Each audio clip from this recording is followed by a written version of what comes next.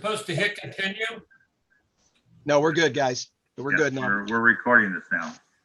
Yep. This meeting is called to order.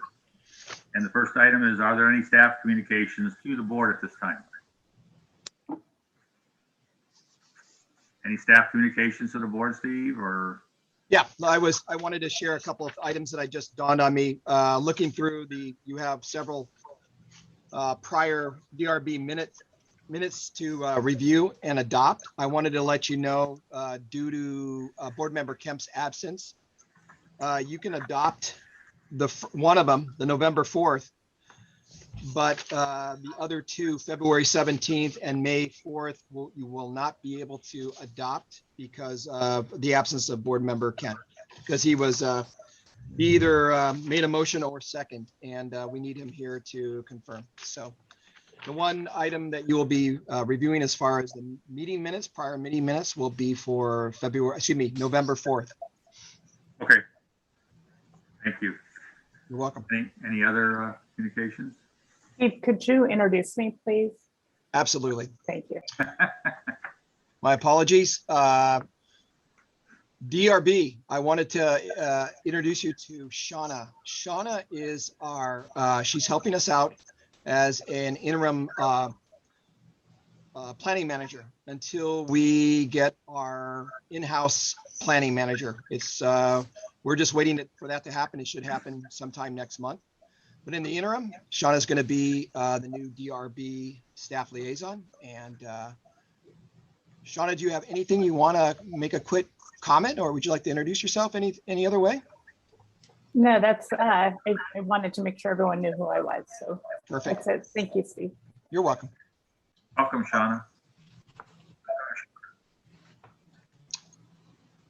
Okay, Larry, back to you. Anything, nothing else? No, that's it. I guess we could quickly talk about, just briefly, I'll give you an idea. It looks like the general plan, the update and the downtown precise plan and the final EIR will be running its way through the planning commission at the conclusion of this month. So at that point, it will be moving on to the city council sometime in, my guess would be August or September. So culmination of a long process, but so it will be going through its final reviews to the planning commission, and then it will be on to city council early fall, maybe even late summer. Yeah, late summer, I guess. Will we get to see it at all before it's formally presented? To see it again? No, I don't think that was. I think you've had a couple updates, and I think that's as far as we've got. Okay. Okay, thanks, Steve. Are there any board communications to the staff? I had a quick question, just wondering, has there been any talk of having actual hearings again versus the who's zooming who format? Not at this time. City Hall remains closed, even though we've moved down into a yellow tier now, but City Hall is still open limited hours and with no real conjugation. We're not congregating as a group yet. So I would say in the immediate future, we are going to continue to work through the Zoom platform. Okay. Any other board communications? I had a thought that I wanted to bring up to the board about rearranging the agenda. Is this a good time to do it, or should we wait until we actually get into the agenda? Steve? Why don't we, we can talk about this now. That's fine. Okay. We have 3 items on the agenda, and one of the items, the 16 DeLuca Place, seems like it has less public input, and I'm thinking that we might be able to dispatch that more quickly and then concentrate on the other 2 projects that were continued from the previous board meeting. So I'd like to propose that we switch the agenda to put DeLuca Place first, but we need to discuss that amongst the board and see if the rest of the board members agree. So how do you feel about that? Well, I'm not sure I'm I'm the most appropriate person to say yes, since that third item is from my office and I need to recuse myself, but I do feel like the other two items are certainly going to take some time. Sarah, do you want to comment? Yeah, I think if the, design professionals on this call are, amenable to that, I think it will be a shorter item, so it makes sense to do it first.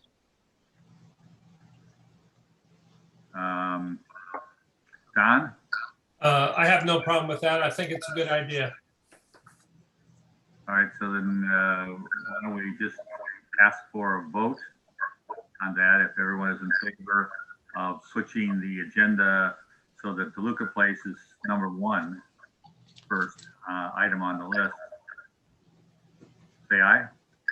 Aye. Aye. Aye. All right, so then we'll switch the agenda item. Thank you all. Next, we'll move to meeting procedures. Due to the COVID-19 shelter-in-place order, we've had to establish new ways of conducting our public meetings.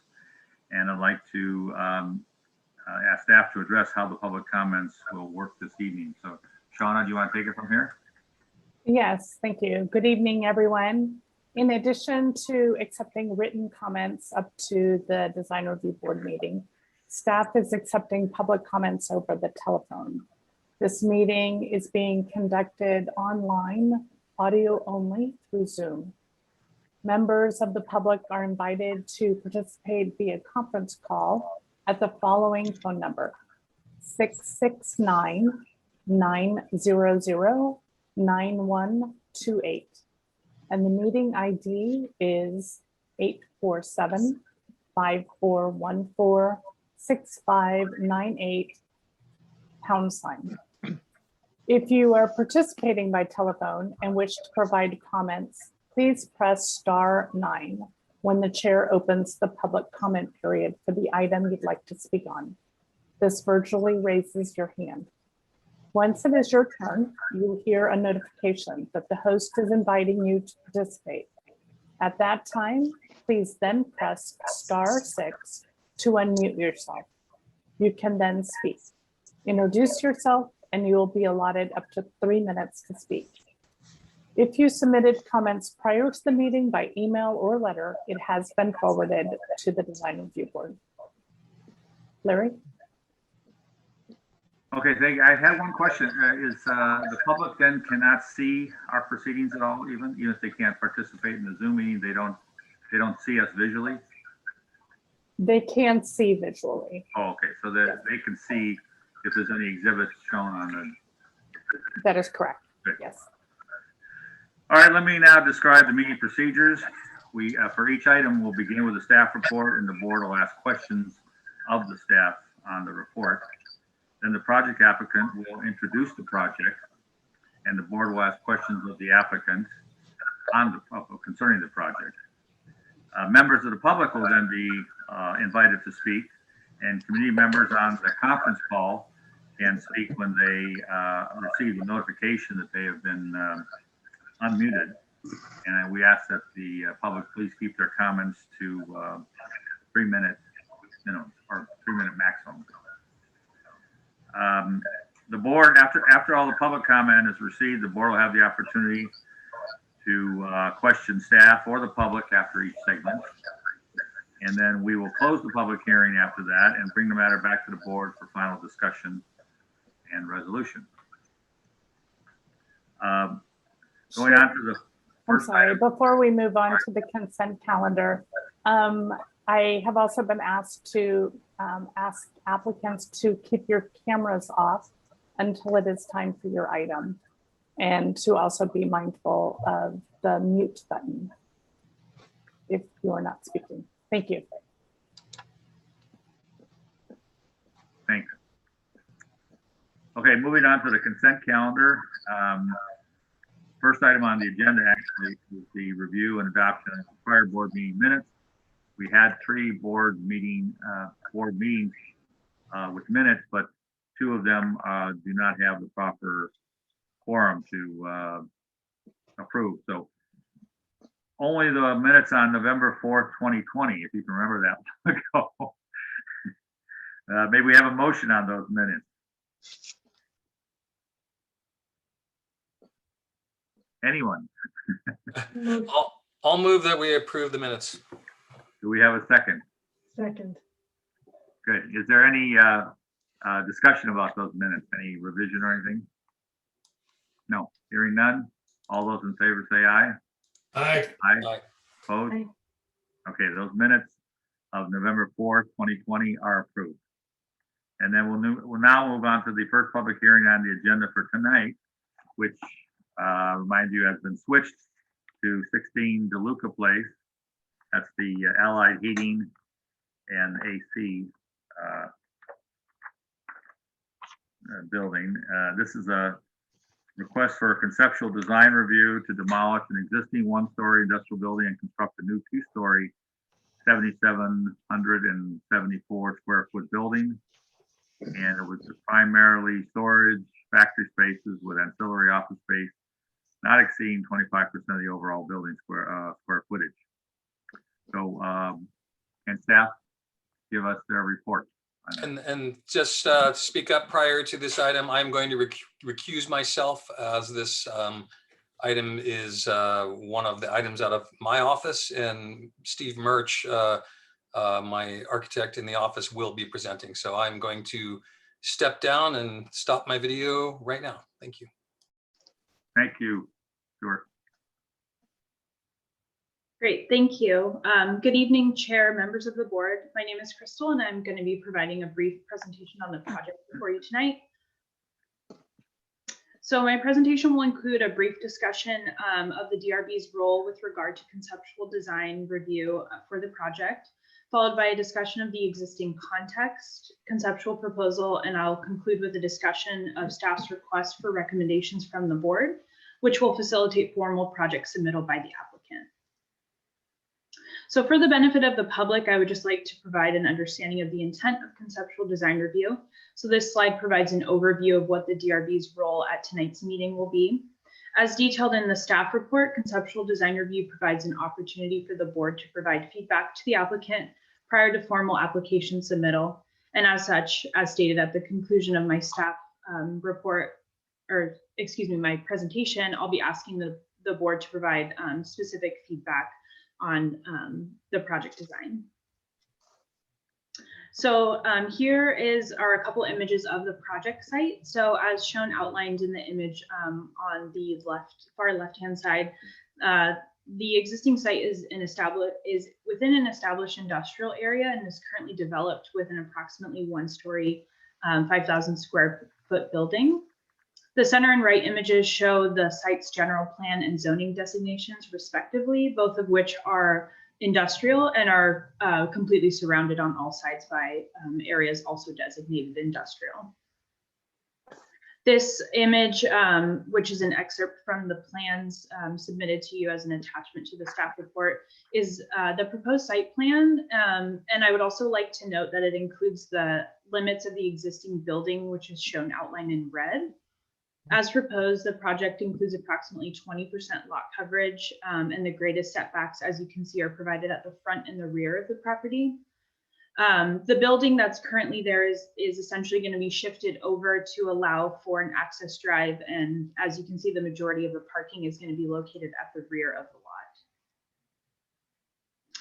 These images provide the floor plan, the proposed floor plan. So the first floor encompasses approximately 4,080 square feet and primarily includes storage and manufacturing space, as well as a small office area, which is shown kind of roughly outlined in that green image there on the bottom. And then the second floor includes both storage and office spaces. And as mentioned, the total area of office space proposed is 25% and is considered to be ancillary to the primary industrial use of the site.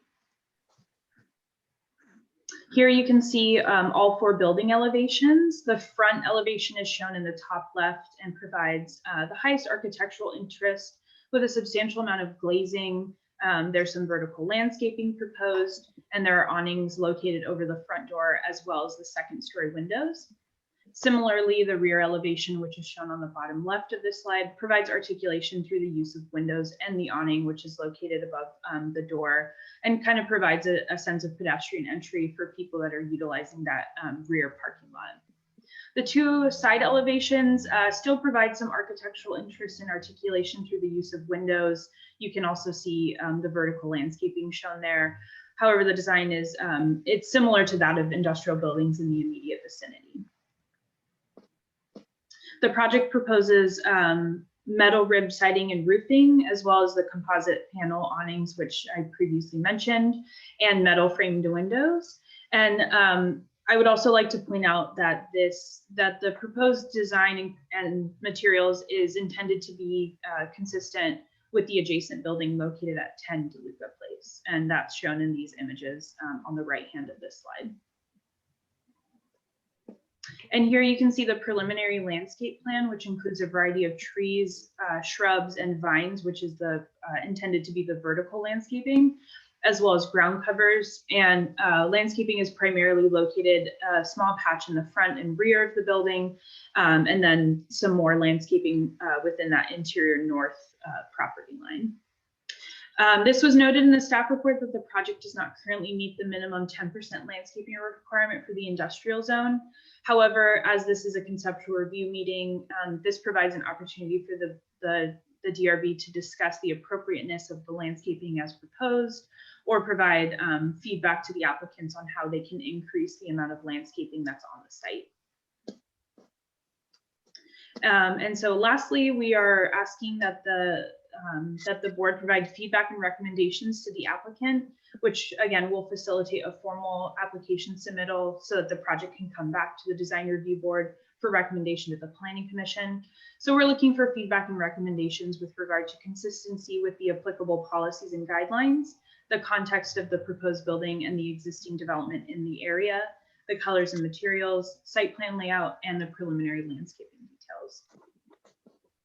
And as I mentioned, this is going to be a pretty brief presentation. So now I'll open it up to questions from the board if there are any. Thank you, Crystal. Are there any questions of the staff? I have one question. Go ahead, Sarah. As far as the accessible parkings, does the project as proposed meet the accessible parking requirements for the site? As far as I know, it does. I can't recall if there were specific comments from our building department when we routed it to them for conceptual review. But I think the majority of comments were, this has to comply with applicable standards and that sort of thing. I can certainly look up whether or not it does comply with accessibility, but it certainly will need to. I believe there was one spot in the front, or possibly two. I can actually pull the PowerPoint back up if that's helpful. Yeah, I think there was one spot in the rear of the project, and I guess I was wondering if that's if there needs to be a spot in the back, more of like a a staff spot, and then also a visitor spot in the front, or if one was enough to meet the requirements. Yeah, that's a great question. And in terms of location, I'm not sure if the building code specifies, yeah, as you mentioned, if there needs to be one for staff and one more for like a client base. But that's definitely something that we can get some clarification on from our building department prior to coming back to the formal submittal. Okay, thank you. Mm-hmm. Any other questions of staff? I had a couple questions. One, speaking of the parking space in the front of the building, is that for the public? I mean, is that front office for the public to come in and, I don't know, talk to someone or order something? It seems like all the parking is in the back for employees, basically, to come to the building. So, do you know if that parking space in the front is for the public? I'm not actually sure, and that was something, so when we initially got the application, we did send an incompleteness letter, and one of the questions that we had was clarification on what the use is going to be for. And so I'm hoping that's something the applicant team can expand upon. But yes, that's something that we were we were looking for more clarification with the formal submittal to ensure that the use of the building and everything is consistent with that industrial zoning district. The other question, speaking of that parking, that parking space has to back up onto DeLuca Place. Is that okay with everyone? That's not a safety issue, backing up onto a busy industrial roadway? Yeah, that would likely have been a comment that we would have received from our Public Works Department, and I can pull that up now and see if they had said anything specifically about that. But yeah, that is certainly a consideration that Public Works would have in terms of safety of backing onto a public right of way. And then last question, it seemed like there were some areas in the side yards that were not landscaped. And given that they're about half of the requirement of landscaping, had they considered landscaping some of that side yard area? Are you talking about along the southern property line? Well, let me see. It looked like the southern property in both front and back, and then on the northern property line, I guess I gotta go to the landscape plan.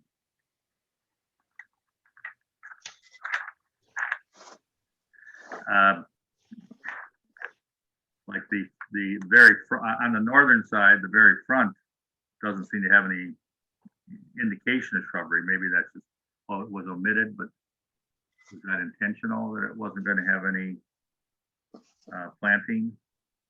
And then the side along the building, is that all an access walkway that they can't plant?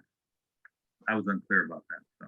Yeah, again, I think that's something that I'll look for clarification from the applicant. But as far as my interpretation of it, I believe that they also own the property that's just to the south. And so I think it's going to be used for accessing, because there's also a steel roll-up door on that southern property, on that southern facade. And so it's my assumption that they probably would not want to landscape it so that they don't, inhibit access for their trucks and equipment and whatever else they may need. But again, we can ask for clarification from the applicant. As for the northern, I see what you're talking about with the landscaping not extending all the way out. That possibly could be due to the vision triangle, but that's something that we can also provide feedback to the applicant on and try and figure out a way to possibly make that work. Okay. Any other questions of staff? Okay, then the applicant would please make a brief presentation of their project. Stephen, I guess, right? That's me. Hello, everybody. I'm Steve Murch with Stuart Summers' office. Thank you for the opportunity to present this project tonight. Crystal took the words right out of my mouth. So basically what we have is an old Quonset hut dating back to 30s and 40s. It's old, it's tired, it's served its purpose and needs to go. So we will be removing that in its entirety. We will need to prepare the site because it sits on some muddy soils out there. So we'll need to prepare the site with some engineered fill before we bring the new building in. Like to try and answer as many questions as I can as I go along. There was a question about the siting and why the building, the new building location has shifted to the south. And the primary reason for that is operational. Crystal is correct. Allied Heating does own the building next door.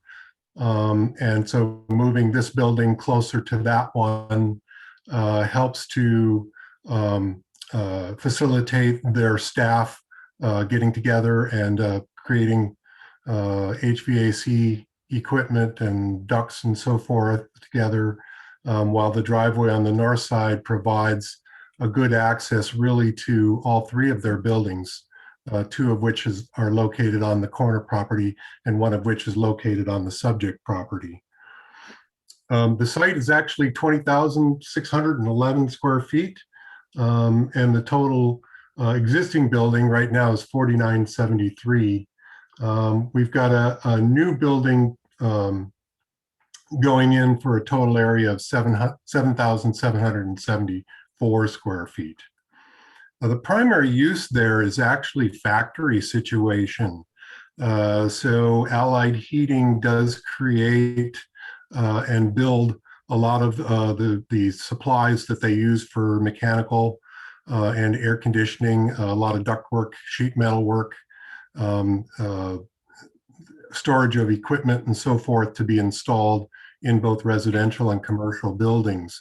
Thus, the office that's shown is really for, as I understand it, more for supervisory personnel in the building and not really intended for the public. However, obviously this is a building that's on near a public street, so there's a chance that you could have somebody walking in, and that would probably be, they would probably use the entrance at the front. But the office is really intended to be more supervisory in nature than receiving the public per se. So the parking spot out in the front is really up for grabs. DeLuca is not a public right of way. It is an easement. It is private. So what we opted for as the design team was to bring disabled people into the back and get them up to the level that the slab is at, making the access to the building much easier from the rear. Somebody could access it from the front if, for example, they took a bus there or they were disabled and had to take mass transportation and ended up there. That's the reason for the ramp at the front, to get access for visitors who might be, or employees who might be arriving via mass transportation or other means. The ADA parking, the one ADA space is sufficient for the quantity of parking that is provided. It wouldn't be a problem to get a second one, although I don't believe we need it. So on the front parking space, in terms of backing up on DeLuca, we would welcome some input from Public Works.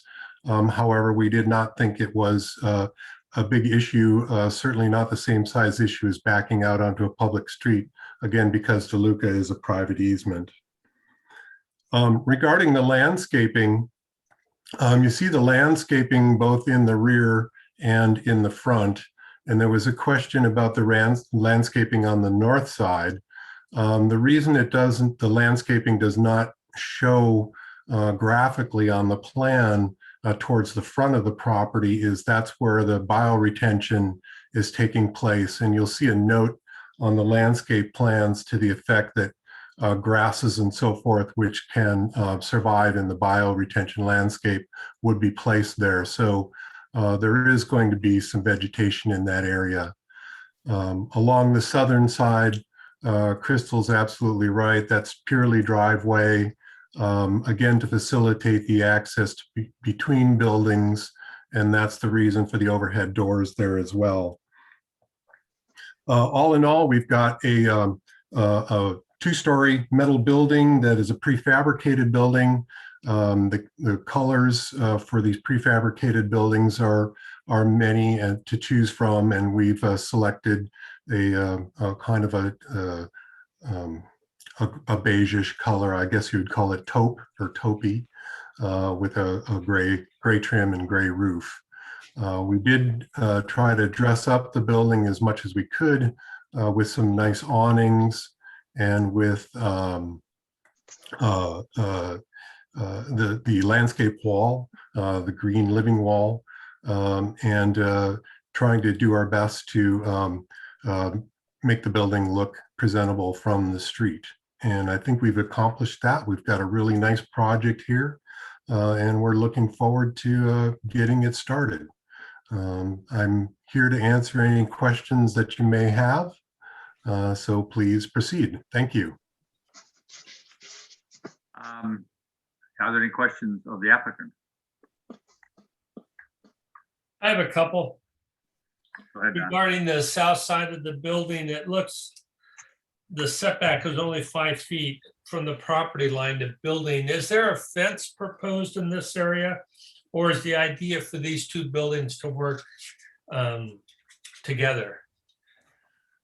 The idea is for them to work together. There's no fence proposed for the southerly property line. And in fact, you can see the existing driveway gate on the neighboring property would actually come over to almost meet our building to prevent vehicles from driving up that driveway when the facility is closed. So landscaping that edge might be a little tough because Yeah, of the traffic and access you need into the building.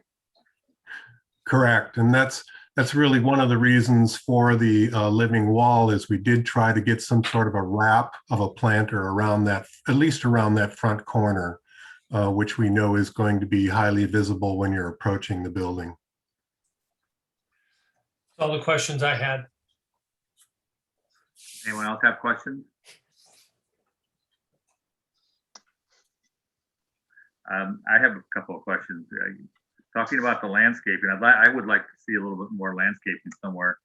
And so I'm wondering, one, I understand that you want to make this these two buildings work together, but they are two separate lots. Is that correct? And they could be in the future sometime split up.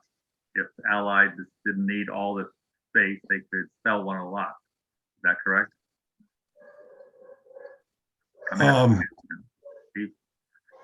I'm sorry, I don't really understand the question. You There's two said something. separate lots, Yeah.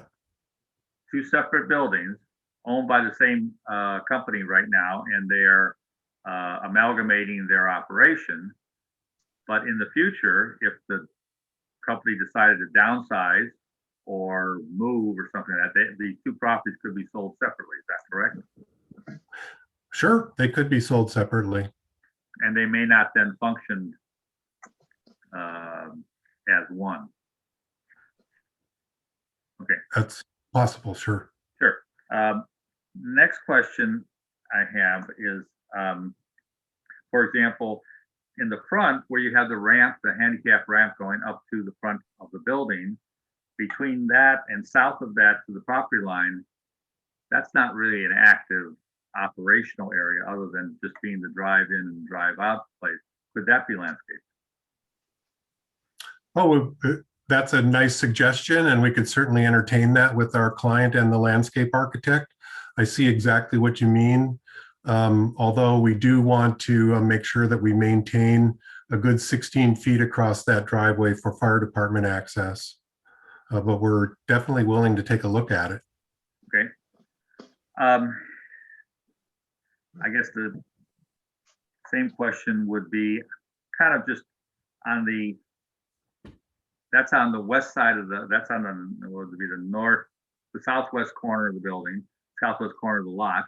On the southeast corner of the building, next to the parking, you have a little space there, and then you have the, you know, the backup area. Could that be landscaped? Backup area.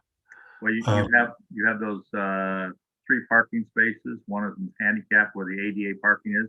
The back, you were figuring a backup, about a 3-foot backup area. I assume that's what it's for, right? We have a dimension there of 26 feet for the backup space. No, the depth. Oh, depth. It's about 3 feet, I think, or maybe 5 feet. I don't know. Yeah. It looks. And that's typically how you back up. You allow 3 to 5 feet, and then you pull out. Right. So could that little rectangle be landscaped?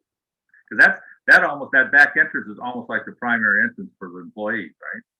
And yes. like you say, there's very little, probably no public coming to the area. If they want your services, they're just calling up on the phone or emailing you, correct?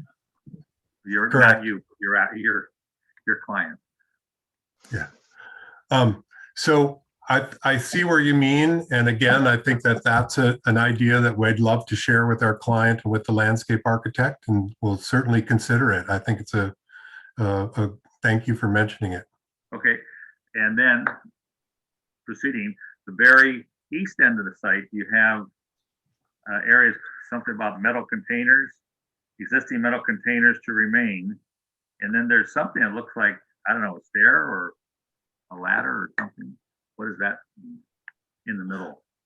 Oh, those are actually steps to access the roofs of the existing containers, so they need maintenance. Do they need that many? That many stairs? No, that many containers. Oh, Those containers are taking up a lot of space what I'm getting at is could either be used for parking or for landscaping. right. You have that little asphalt area next to the trash enclosure. Yeah. Yeah, and the asphalt area there is obviously to access the containers. As part of the program, we were given the containers were to be saved and to remain. Certainly any concern you might have about it is noted, and we can discuss that with the client. Thank you. Okay. Hey, Larry, can I Yes, Don. just throw something out there? Dealing with these situations, I see exactly what you're trying to do and find these little areas. A lot of times those little areas are only going to be maybe 2.5, 3 feet wide. And by the time you take 6 inches out on either side for a curb, you end up with an 18-inch to 2-foot planting area. And they're very difficult to maintain, very difficult to get anything to really grow. So I'm just saying that I see exactly what you're trying to do by gaining the square feet for landscaping, but it might be more troublesome than it's worth, to be honest, especially with a site like we have in a sort of the, industrial park look in the back of these buildings. So I'm just throwing that out there. No, I understand. It's the typical problem when we're trying to create islands Right. of landscape in a parking lot.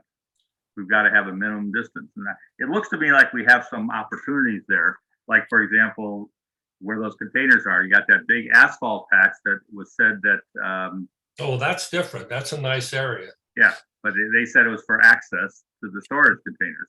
But they have the planter on the other side that must have the same kind of access, so I assume they can do it somehow. Anyway, what I'd really like to ask about is this parking space in the front? I guess I'm directing this to Stephen now. Is that parking space in the front even necessary, or could that all be planted? Because then that would put the landscaping where it really works on the street. And I understand, because I was out there today looking at that industrial area, and yes, it's kind of a blighted industrial area because it's industry. But this is our opportunity to start the dressing up of the area, because you're going to have a brand new building, brand new landscaping. So why not? I agree with that 100%. I mean, their requirement was 20 spaces, but I don't think 19 is going to hurt us. I think I'd rather see the landscape in their area also. Yeah, good. How about you, Stephen? And would you What do you support a parking modification on that issue? I will. If you can't find a 20th space back there, but I mean, I would even say the planter in the back opposite that trash enclosure could be taken out for a parking space in lieu of putting all the landscaping in the front. Mhm. Can I ask a question, Stephen? You have this vertical landscape. Has that square footage been added to the total for landscaping? Because I think that No. represents a significant contribution to the feeling of landscape is to have this screen. And it seems like that should be able to be accounted for.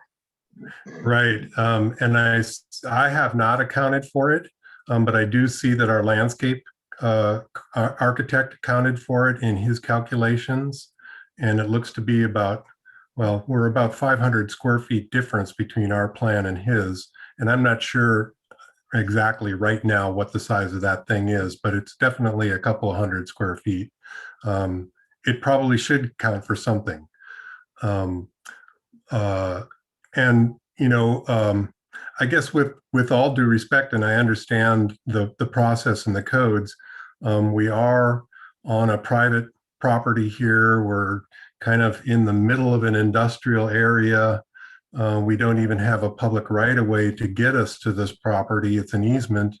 So we're talking about landscaping, which I understand, but the landscaping would not necessarily be for the masses, as this is not a a public building or a destination building per se. We'd all like to make it as nice as possible, and we'll certainly do whatever we can. But we do have to consider the location here as well. Steve, Well, let me I'm ask you another considering the question. employees, the workforce itself, the people that work at that property, and not only that property for Allied, but also all the properties on DeLuca Place. And wouldn't it be nice for them to have a nicer looking street, even if it's an easement, to go to work every day? Mhm. Anyway, I'm sorry, Don, I interrupted you. Well, no, I just thought about something that I don't know if any of the owners are on this meeting tonight, but is 20 spaces adequate? I mean, do they have more than 20 people working there or under that, or are they going to fill this parking lot every day? Well, I'm not, let's see, we do have Eric on board. Eric, can you answer that question? Take your microphone off mute. Yes, I've got, can you guys hear me? Yes. Okay, so Chris Barger's here, my mom Kathleen Barger, who, matter of fact, is the owner of the property. Would you speak up, please? We can't hear you. Yeah, so I've got my brother Chris Barger, my mother Kathleen Barger, who is one of the owners of DeLuca Partners, who owns the property. So they're here with me. To answer your question in regards to parking, we rarely ever fill all of the spaces in that particular area. So parking, is not, it's not much of an issue for us. We've got. Good, thank you, Eric. Yeah, that answers my question.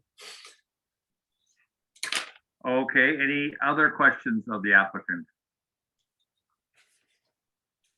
Hearing none, is there anyone in the public that would like to speak on this agenda item of 16 DeLuca Place?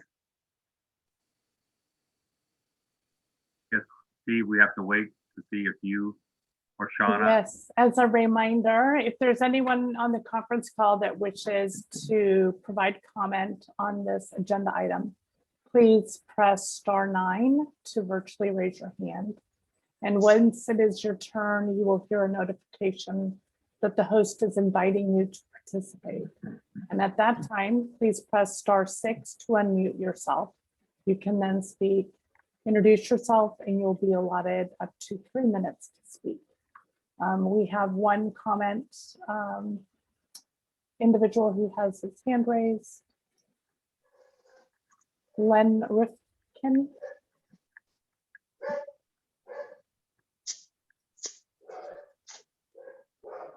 Len, you have your hand raised. Do you want to comment on this particular item on the agenda?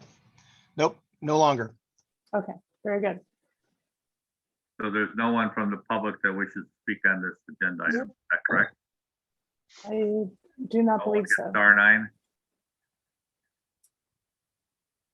There are no other hands raised. Okay, thank you, Shauna. Then we will bring it back to the board for comment. I guess we don't have, this is just a conceptual review, so we don't have to make any formal motion on this. We just basically provide comments that the applicant can take back and mull over. Is that correct, Steve? That's correct. Yes. Thank you to the board and thank you to staff for all the hard work on this. Well, we haven't even started doing work yet. So we're now we're going to get the comments, see if there is any. Sarah, would you like to start?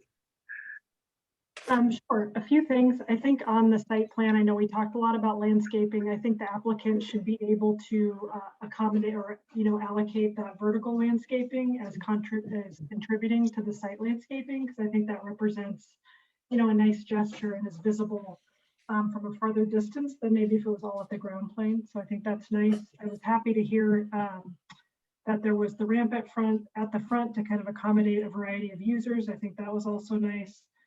The colors and materials I have no issues with. I think they seem, consistent and, pretty nondescript. The one thing I wanted to just kind of comment on is the windows on the exterior. I think I see that they're, kind of responding to the orientations on the north and south with the, the awnings removed on the north and the horizontal awnings on the south. I think on the west and east, they're also horizontal. So you might want to consider some actual vertical shading elements if you're trying to, have those awnings be working on those elevations. And then I think that second floor office space, particularly that bullpen area in the middle, could benefit from some overhead or skylight glazing. I know that's an owner contribution, but if people are going to be in there, all day, that could contribute significantly to their connection to the outdoors. So just some things to consider, but overall, I think it's, a well thought out project. Thank you, Sarah. Don?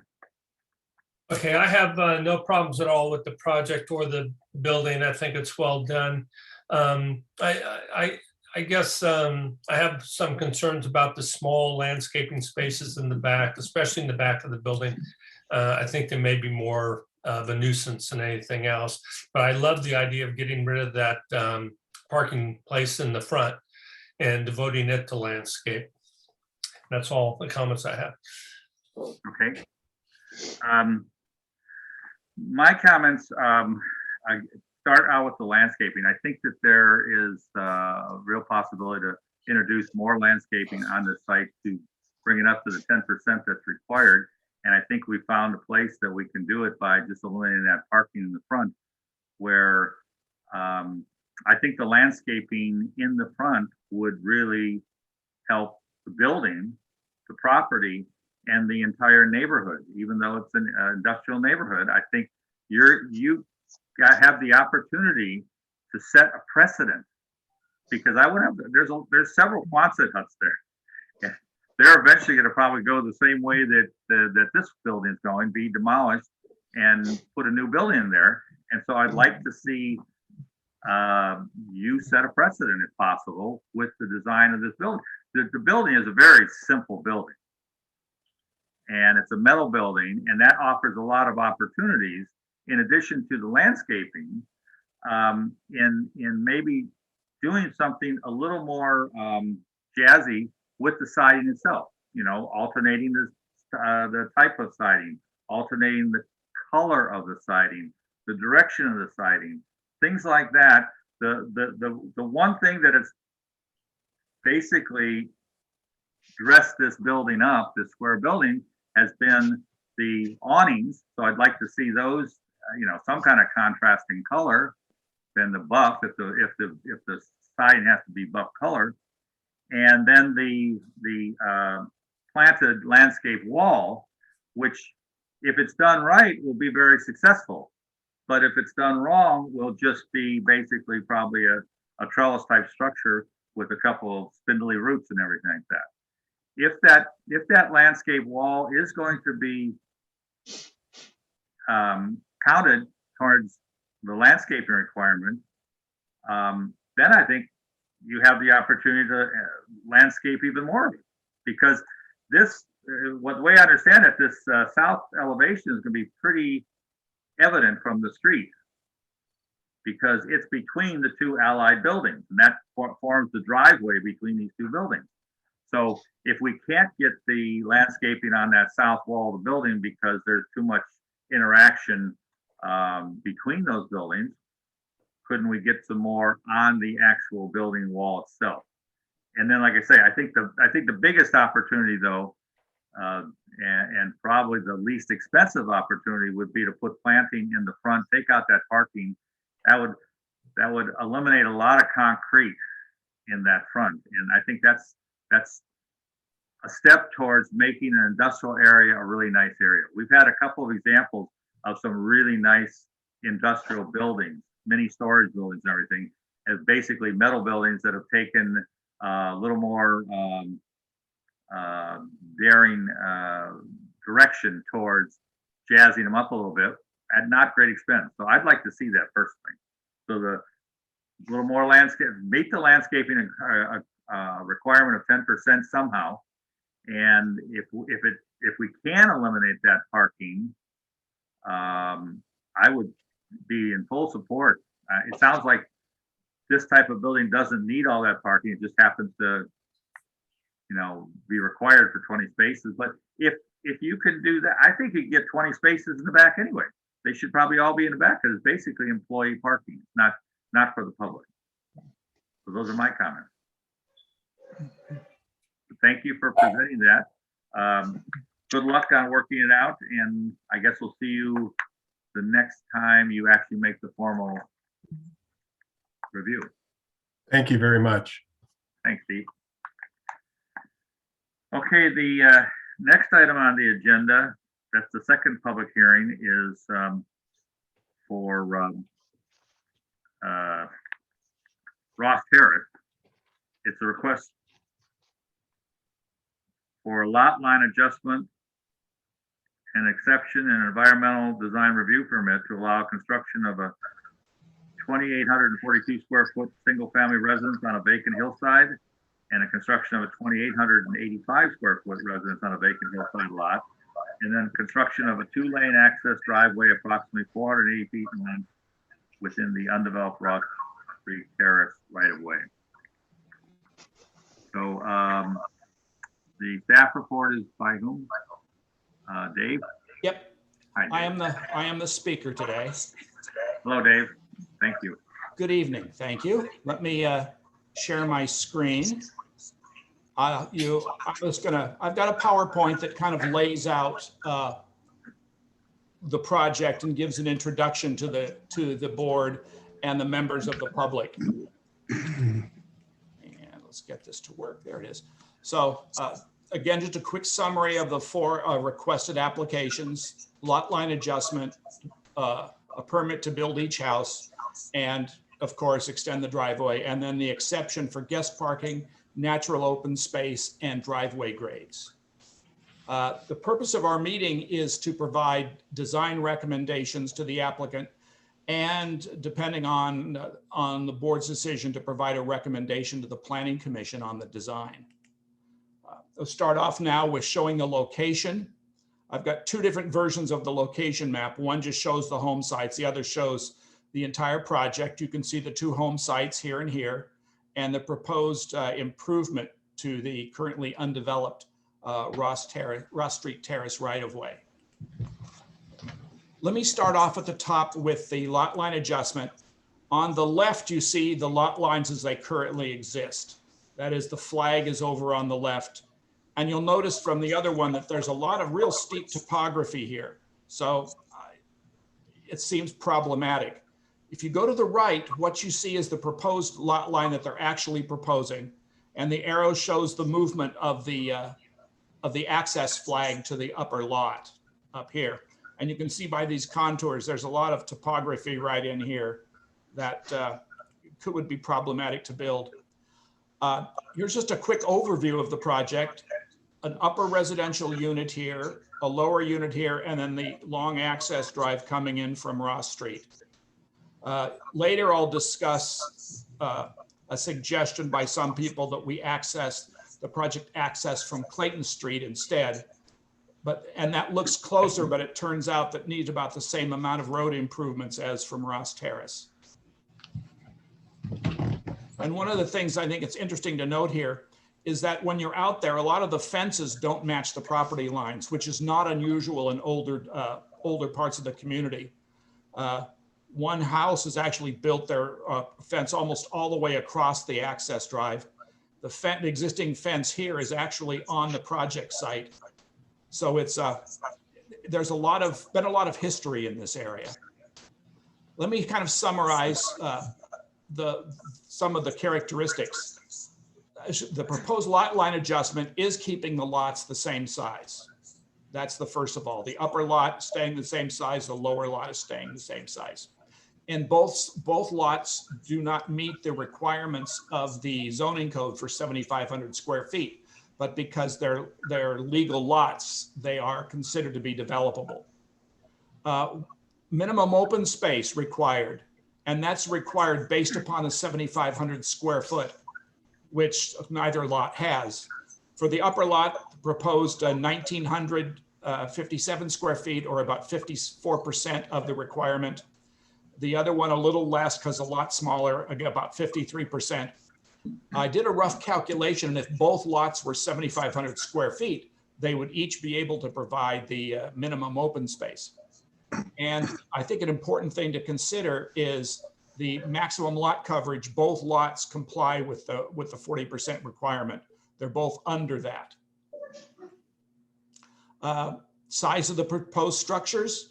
Again, both lots are under the maximum allowed. The required resident parking is also complies. Both houses are proposed, the applicant's proposing a 2-car garage for each unit.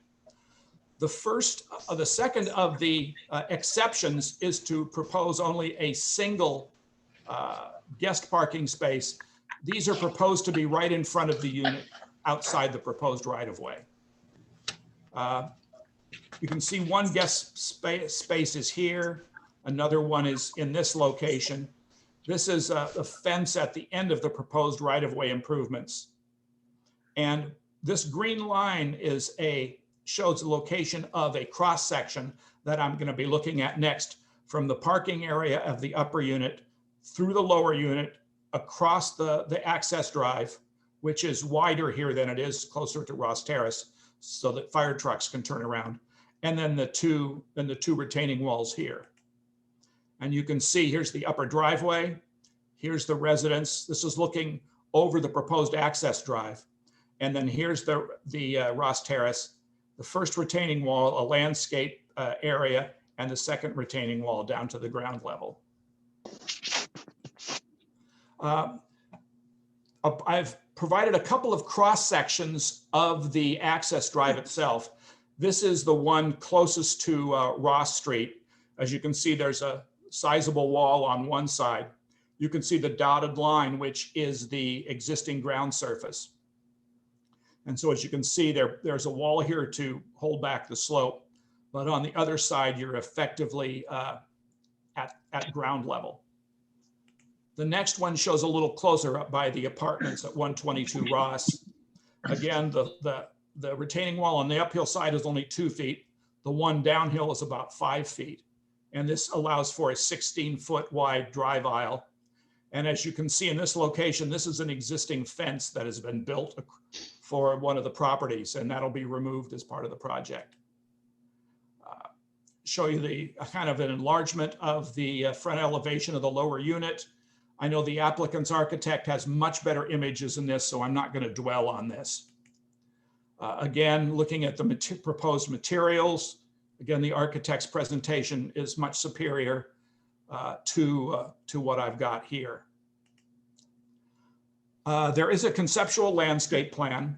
They're looking at planting 5 live oaks in these locations, a number of smaller trees here, and a number of smaller trees here. There is a no-mow lawn behind the lower unit. And these are the irrigation areas for some of the other landscaping going in the different hydrozones. As you are aware, there have been a lot of public comments on this project. I think we're probably up in the neighborhood of 50 of them right now, and most of them don't like the project. But I wanted to provide a summary and provide a little information, not only for the board, but also members of the public. The first comment was that the applicant doesn't have a legal right to improve Ross Terrace. City attorney has reviewed this and has decided that that's not correct. When you extend the Ross Street Terrace out to Ross Street, it will remove the potential for street parking on a couple of places in along Ross Street. There's a concern by some of the neighbors that these 2 houses will generate substantial additional traffic on Ross Street, which is a little narrow given the people living around it. There was a common suggestion that people should access from Clayton, and we've looked at that, and I'll talk about that in a minute. And a thought that the property is unbuildable, so it should just be left. There is a concern about limited emergency access. We've posed this question to the Public Works Department and the Fire Department, and they're happy that the trucks can make it up the driveway if needed to access the site. There is a turnaround built up there so the truck can turn around and drive back out.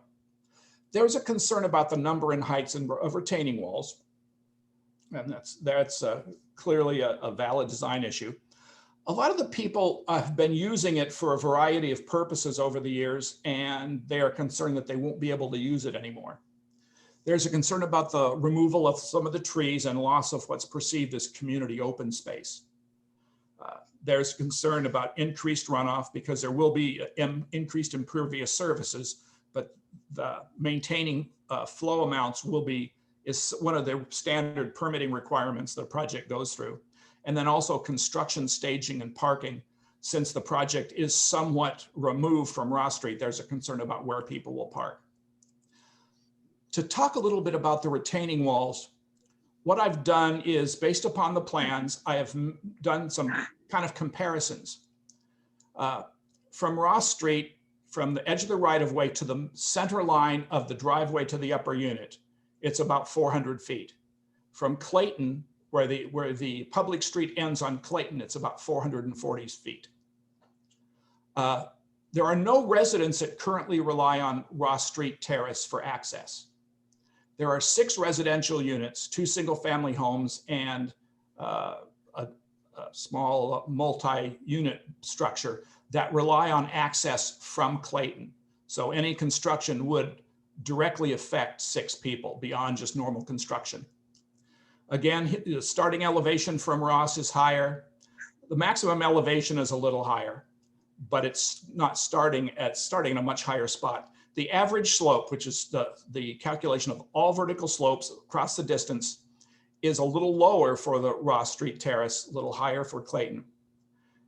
Now, one of the issues that staff had in looking at this was the number of retaining walls 4 feet or higher.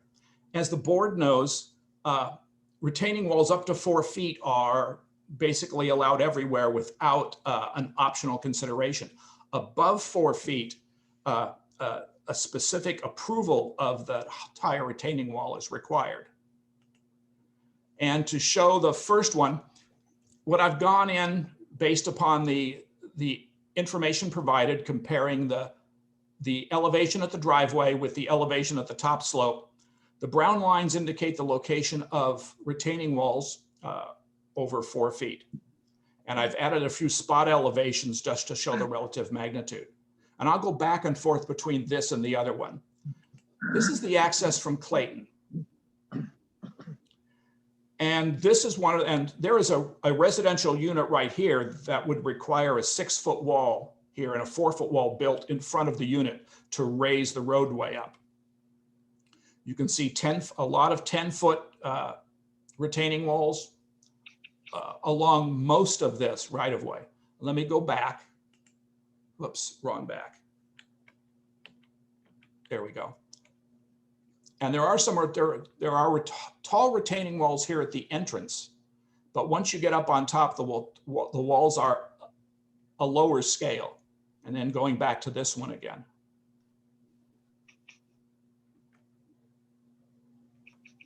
This is one of the main reasons, along with the fact that not all of this area is public right of way. There's private property in here that would have to be acquired or require an easement over to install the Clayton access.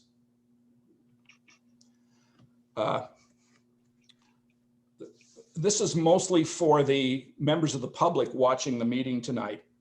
That is that where we are right now is a DRB is providing direction to the applicant. And in theory, if the board approves or recommends an action to the Planning Commission, the applicant will be given an opportunity to provide the information. And staff has concerns with a number of aspects of the project, but we've held off requiring revised plans until after the board has had a chance to provide direction. We don't want to have the applicant do it twice. One of the issues is with the maintenance agreement, but that's not a design issue. That's part of the board's normal purview.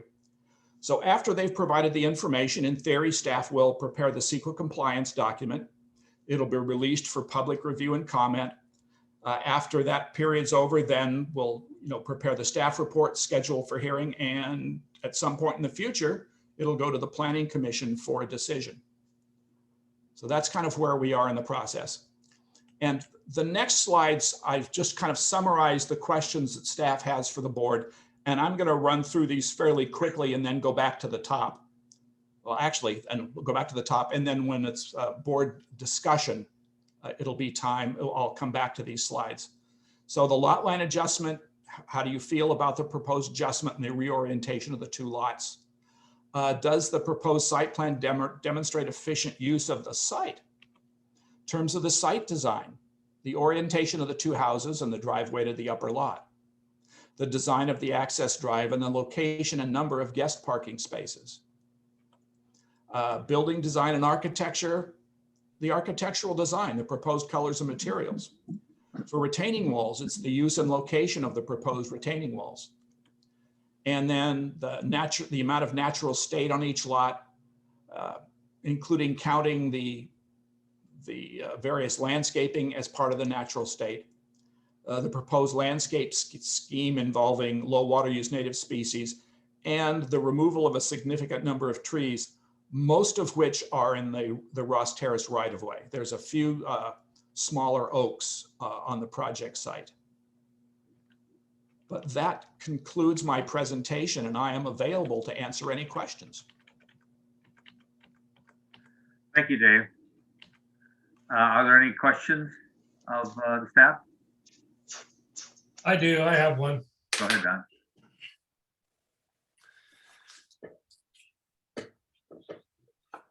Just right of the upper and lower unit, there's a vacant lot.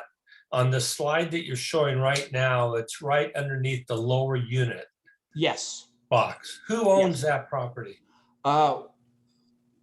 Mr. Cruz. And he has, one of his May 12th letter is included amongst your packet. Yeah. He would like at some point in the future to be able to take access from this driveway as well. Would that be possible? According to the Public Works Department, yes.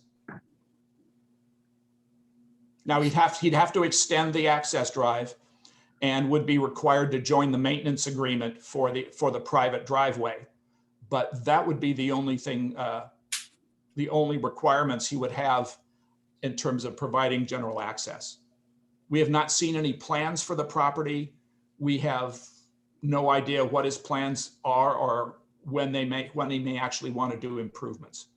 But the project at this point would enable future access, assuming, of course, it goes through the proper design process. Right. Okay. Anything else, Don? Nope. Any other comment or any other? Yeah, to questions? just dovetail into that question, now having that knowledge and realizing, the planning staff can correct me if I'm wrong, that is the proposed location for the required guest parking for the two residences. If in fact it was to be extended to serve this other lot, we would certainly have a problem with the guest parking being proposed in that right of way. Is that correct?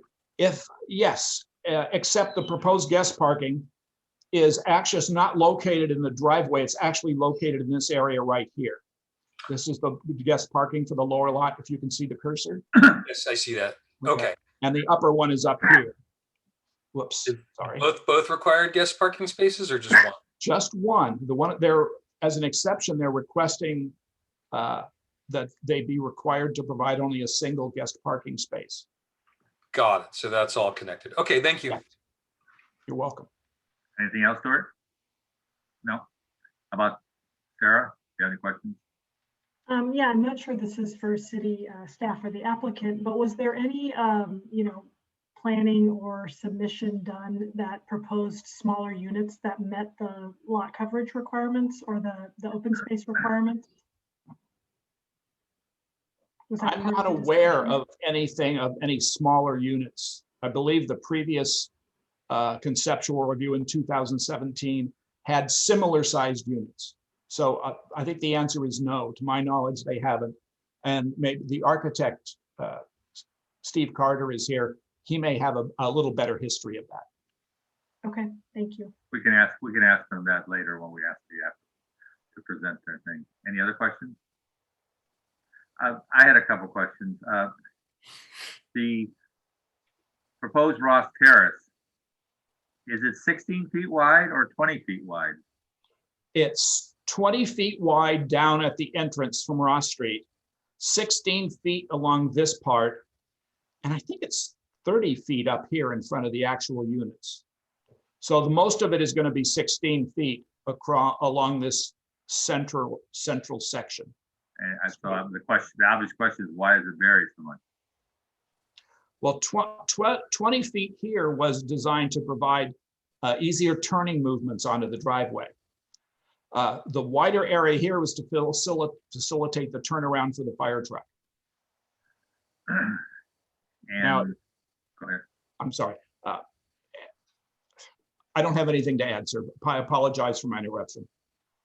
I think if that road was wider, those walls would get even taller. Yes, they would. Well, and that's why I was asking if it's 30 feet at that top, they end up with two retaining walls. But if that 30 feet could be skinny down to 20 feet or even 16 feet, if that would still work for the fire department, that's one question. I think it's an issue for the fire department. Yeah, well, that's what I'm asking, if anybody's looked at that. The other thing, I think something was about the driveway itself to the upper lot was at an extreme slope. It's a little steep. How steep? I don't recall the exact. I think it complies with the standard, but it is a little steeper than I think we would all like. But maybe the applicant answer. The flatter you make it, the more grading there has to be. Yeah. And then I think my last question is, on the upper lot, the turnaround is on the lower lot. There's part of the turnaround would be on the lower lot.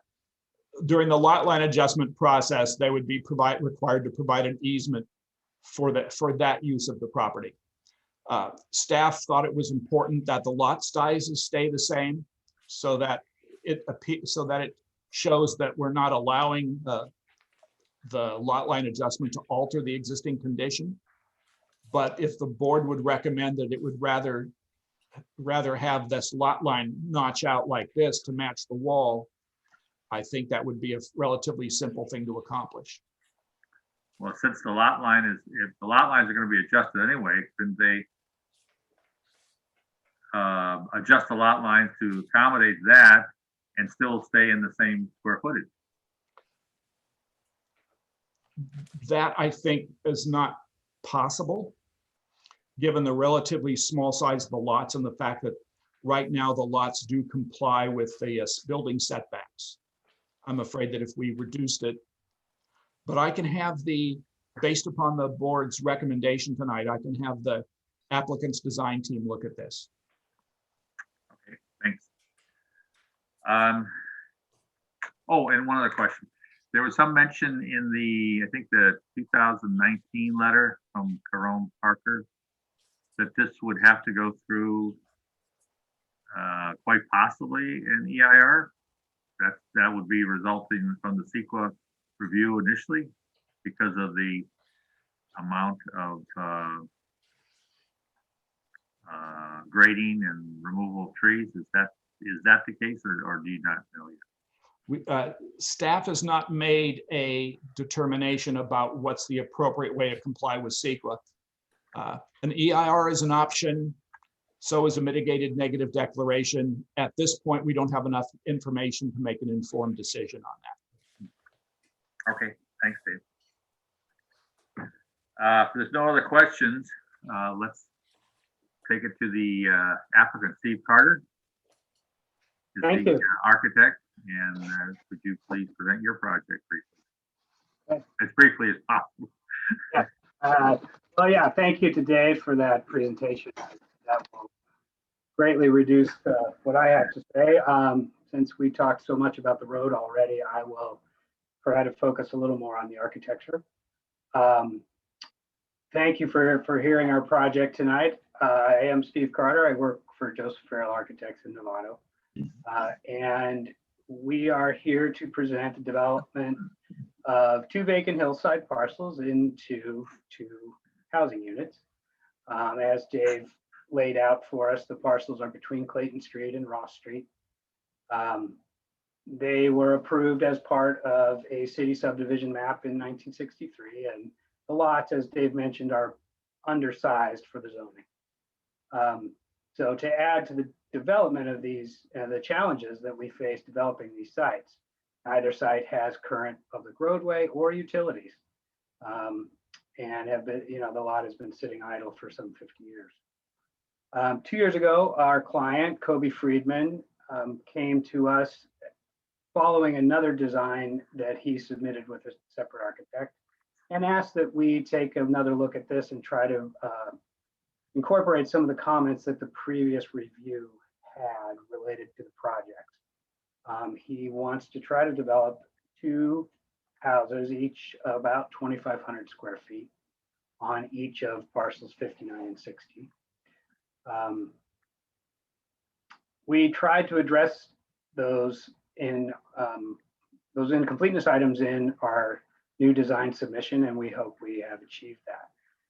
We've been working with Mr. Friedman over the last 2 years, and in that time have had multiple meetings with the City of San Rafael departments, Public Works, Fire, Planning, to try to develop some design solutions to meet the challenges associated with putting 2 houses and a large roadway on to these hillsides. So, in addition to building out the roadway, we are going to have to extend the utilities up the road, which will be part of this project. And in order to make that a viable solution, we are trying to develop 2 projects that the client can then either live in or sell to regain some of his construction costs. What I'm showing now is a rendering of what the projects are proposed to look like. And we can get into that a little bit later as we go through some more. So here's the site map that Dave presented. I think we've all sort of seen that, so I'll kind of skip forward.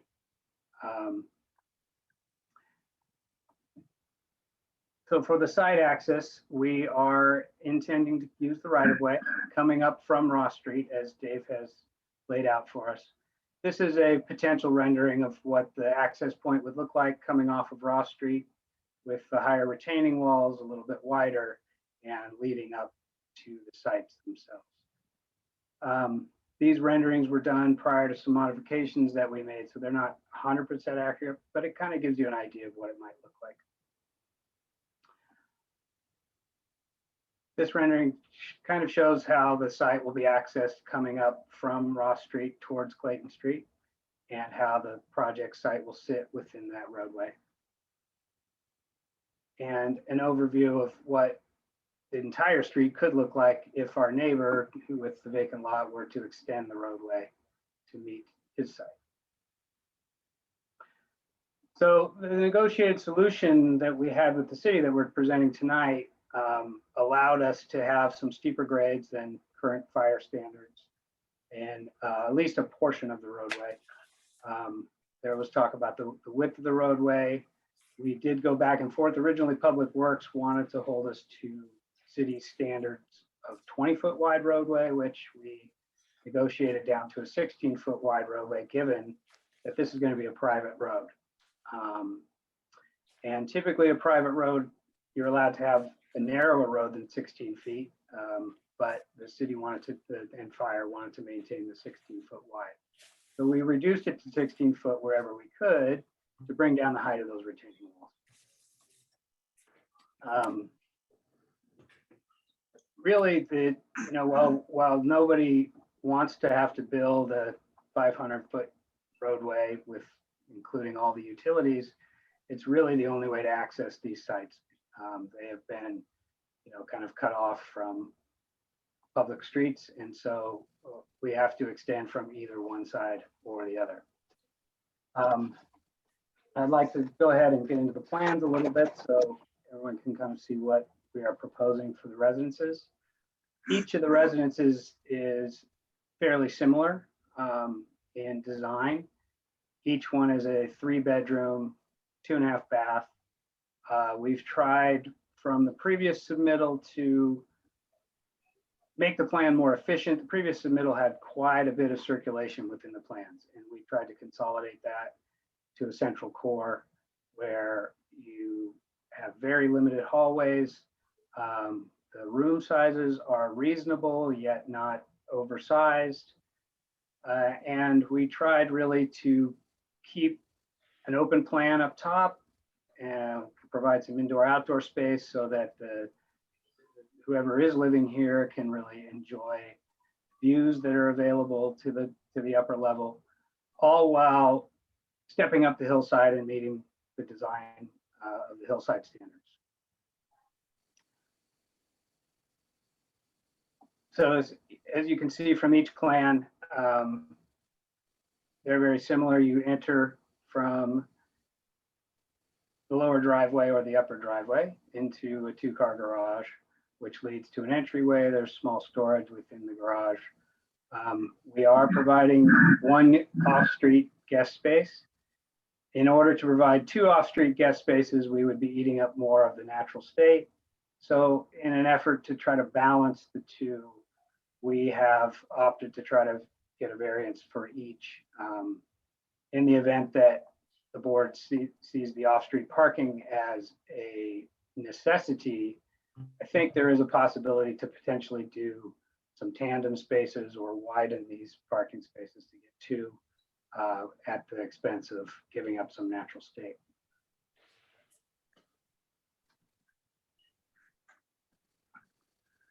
So this rendering is just a sort of an elevation study of what the buildings might look like.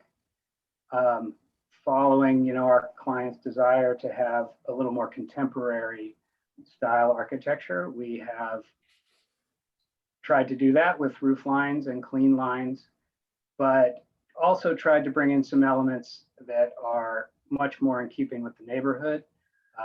Use of natural cedar, horizontal siding, stucco and plaster. The roofs are intended to be just composite shake. And we are just trying to give a little more contemporary feel to these structures. In following the hillside standards, as I said, we're stepping up the site stepping up the buildings as it goes up the site and articulating the facade so that we don't have any sort of big wall planes in front of us.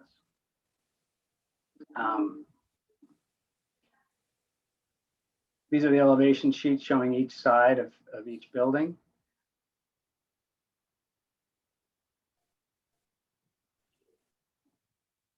Each of the buildings, as I said, is a little bit similar in design, but each one also has different articulation to the facade.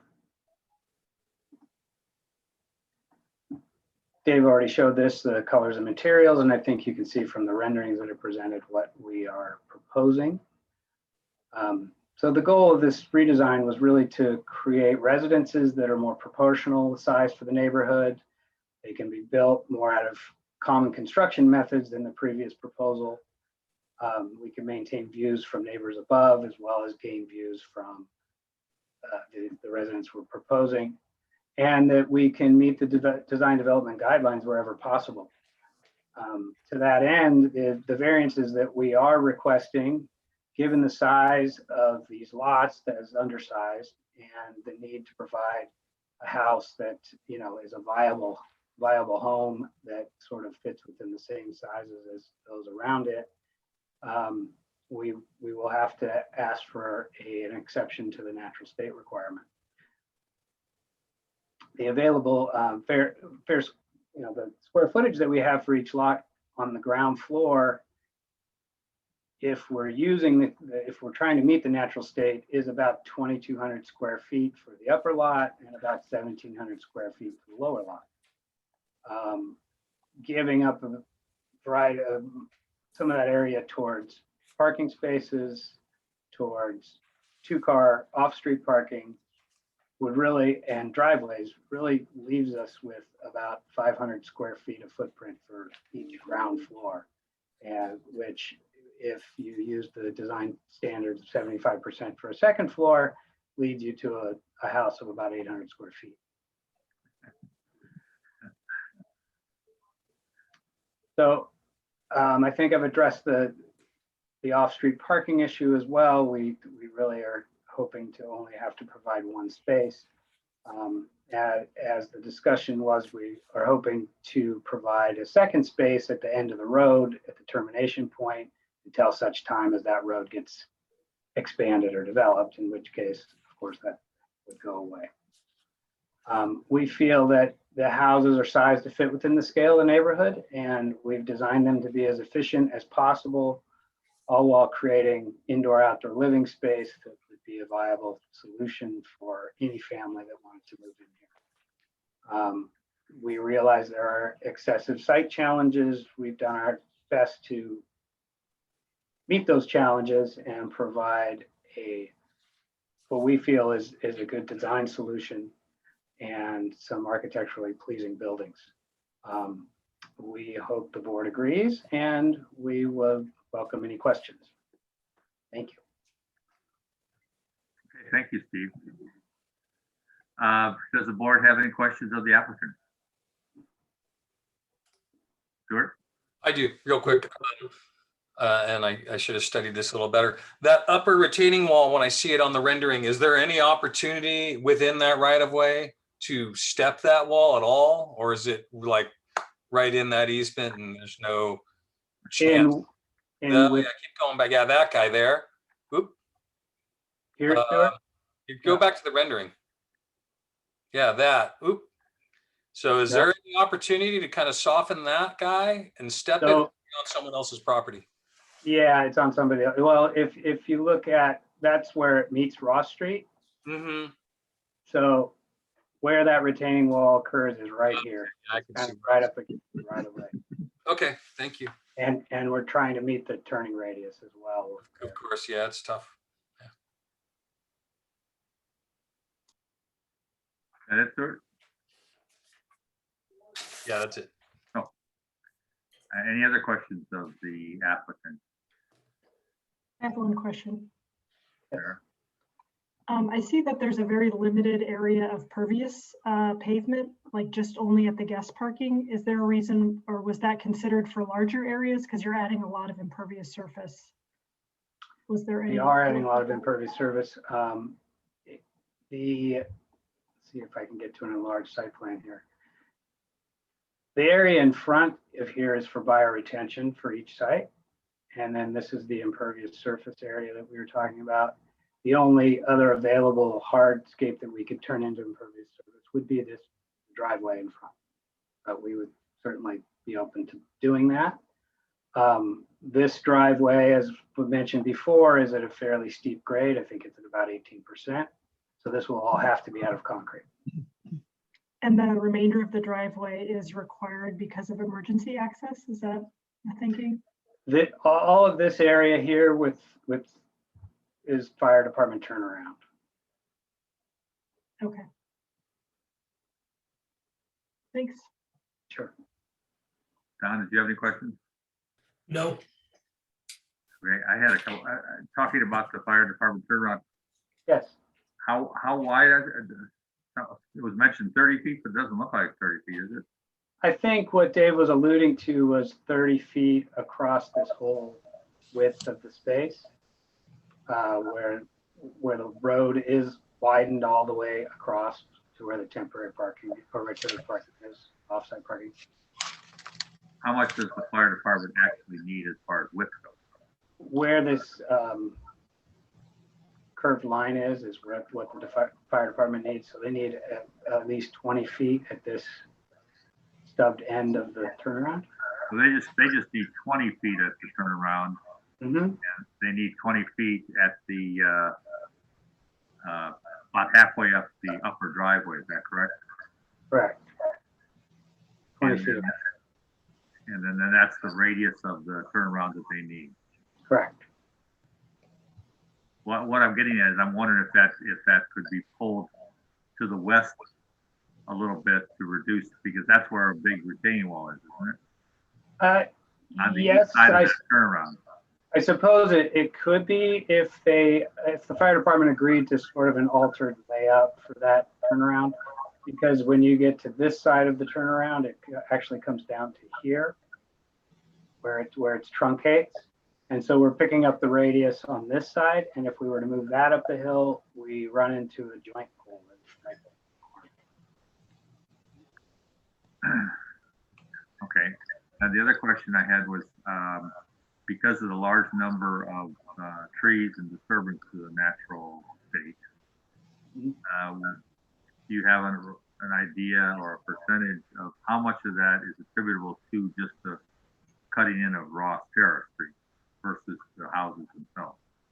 The natural state calculation that we're showing on our plans is just for the two lots. It's not. No, that's not the question. Oh, sorry. There's what was it, like 58 or 60 trees being removed? Yes. And it sounded like they were mostly in the right of way of Ross Terrace. Is that correct or not? The majority of the larger trees are. I believe we have landscape plan, which I probably should have gone over, but I did not.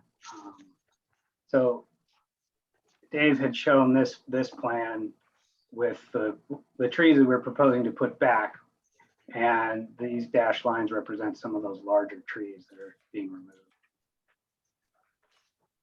But yes, the majority of the trees are in the right of way that we would have to remove. That's where most of the impact to the existing natural state is, because of because you have to provide something, you have to put the street in. And that street,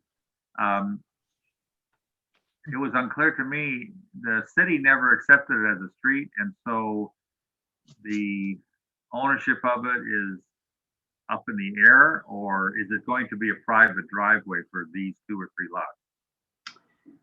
The city did not accept the street, so they are proposing that it be a private driveway. But who owns it now? Is it a city own right away now?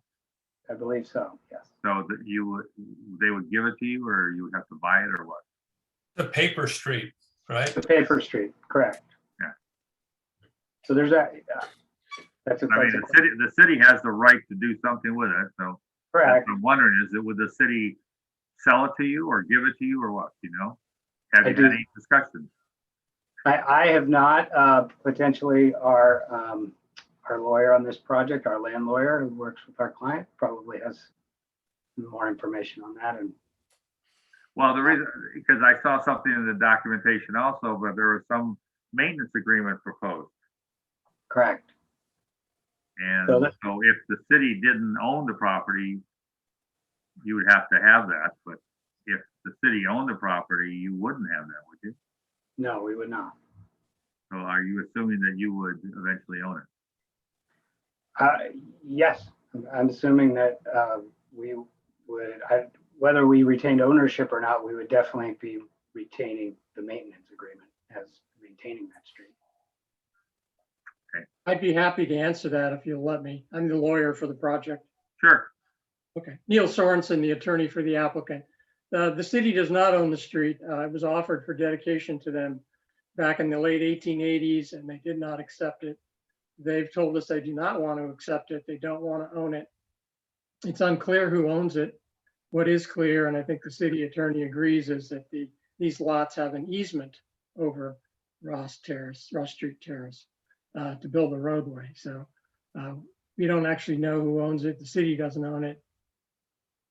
That's about what we know. Is there a recorded easement?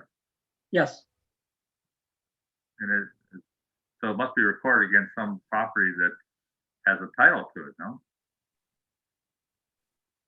yeah, as I said, the easement dates from 1886 or 1887. And so we know who owned it then when they granted the easement. We don't know who owns it now, whether they deeded off the street to someone else, whether it went to someone through a probate action. It's really not too relevant because we have an easement to use it. We're not trying to take ownership, and the city's not trying to take ownership. Oh, okay. Back to the architect for a minute then, Steve. Yep. Because you're so deficient in the natural state requirement, about basically half, right?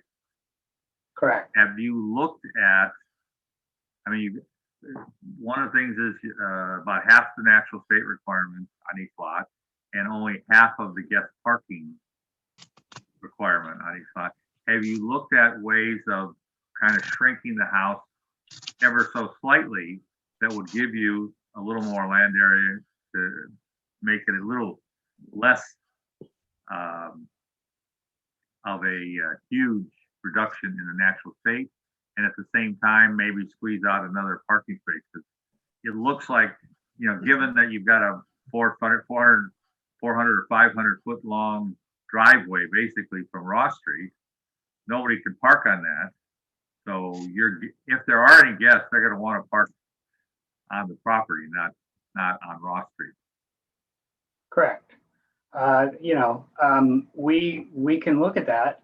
What we have tried to do, as I said, was just to try to keep this plan as efficient as possible to get a modest 3-bedroom house in here. And, the reason that, of course, that we're not meeting the natural state is because of the size of these lots, because the lots are undersized. In the event that there was no natural state, we would meet the coverage requirements of the zoning. But we would probably, in order to reduce these houses, we would likely have to lose a bedroom. You couldn't just squeeze them down a little bit? They're pretty tight as it is. They are, 12 by 10, 12 by 12, 12 by 11 bedrooms. At least on the ground floor. Okay. That's all my questions. Any other board have any questions or no? So let's invite the public, any people in the public, I guess, on the conference call, if they'd like to comment on this project on Ross Terrace. I guess you have to raise your hand and then be recognized by staff. There we have 4 raised hands. I will ask you to unmute yourself. You'll hear a notification that the host is inviting you to participate. Len Rifkin. I'm here. Can you hear me? We can. Yeah. Great. Thank you. Good evening, members of the Board of Directors, Design Review Board. I'm Len Rifkind with Rifkind Law Group, and we represent 45 households opposed to this project at 33 and 41 Clayton Avenue. The number one problem with this project is its access, creating a brand new roadway. The number 2 problem with this project, as just has been alluded to by the chair, is it's grossly overbuilt.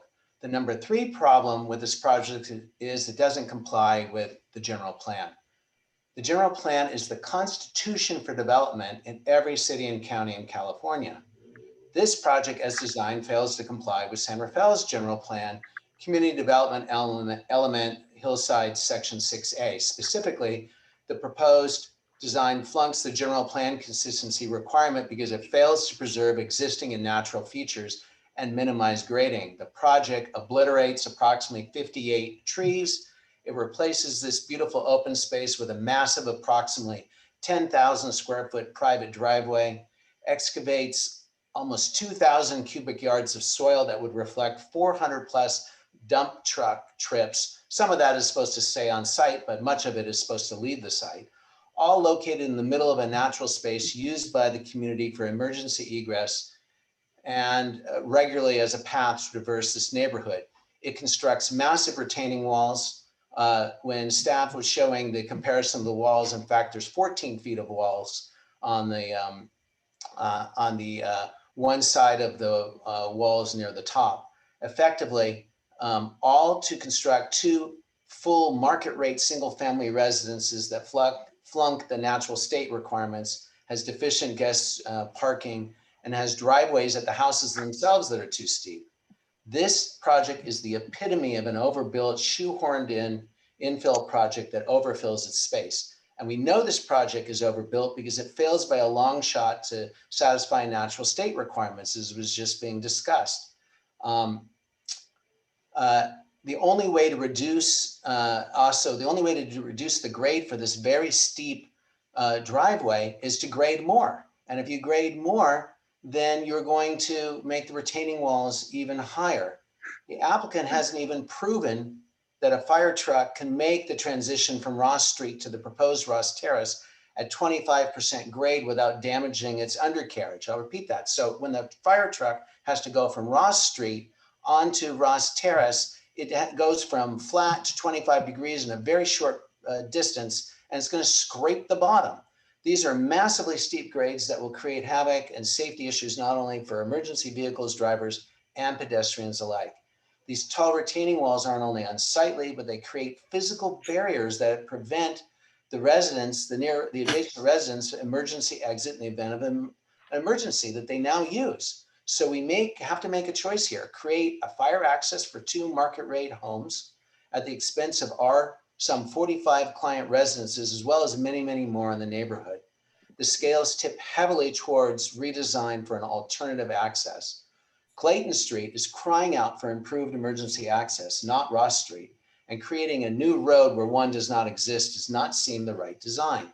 While the fire department, I've spoken with Deputy Chief Sennett about this issue.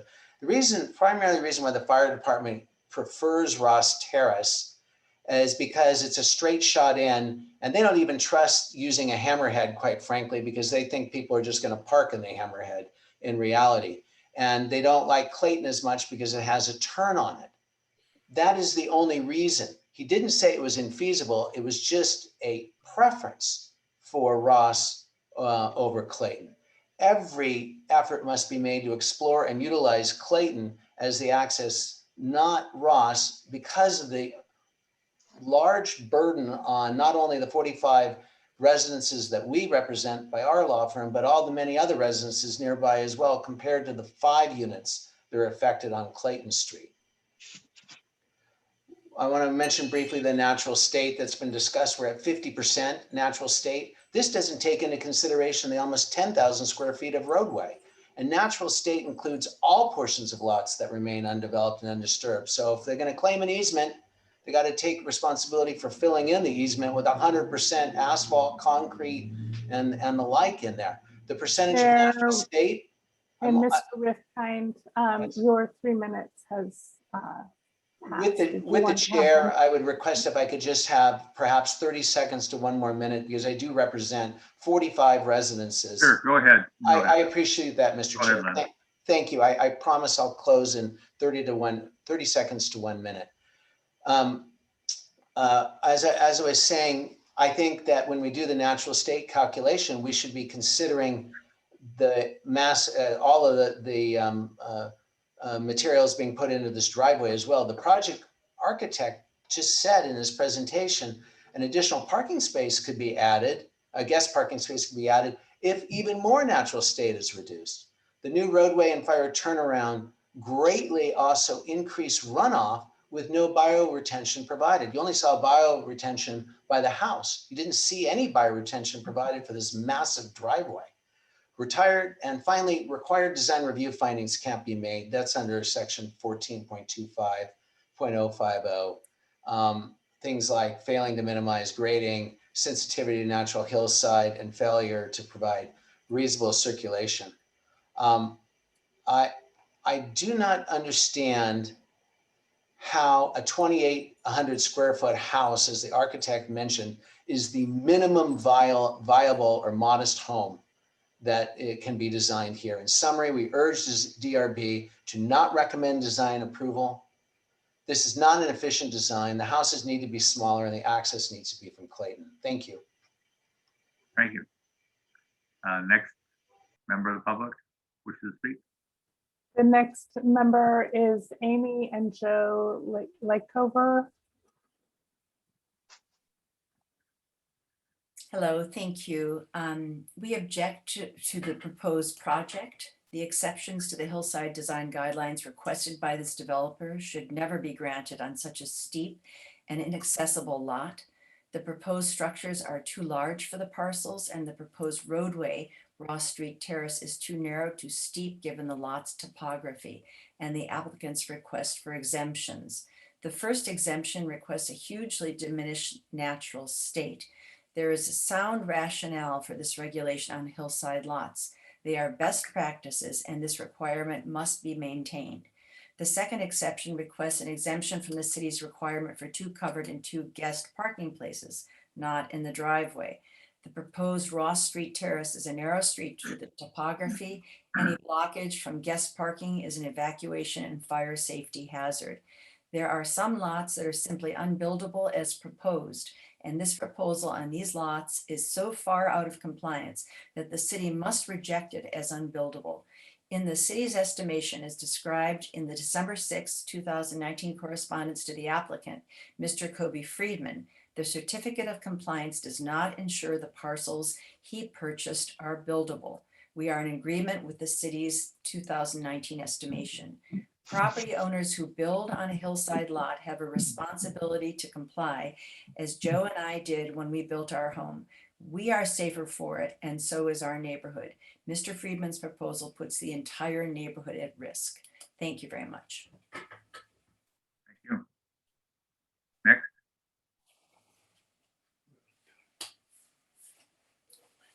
And next speaker is Leslie Marks.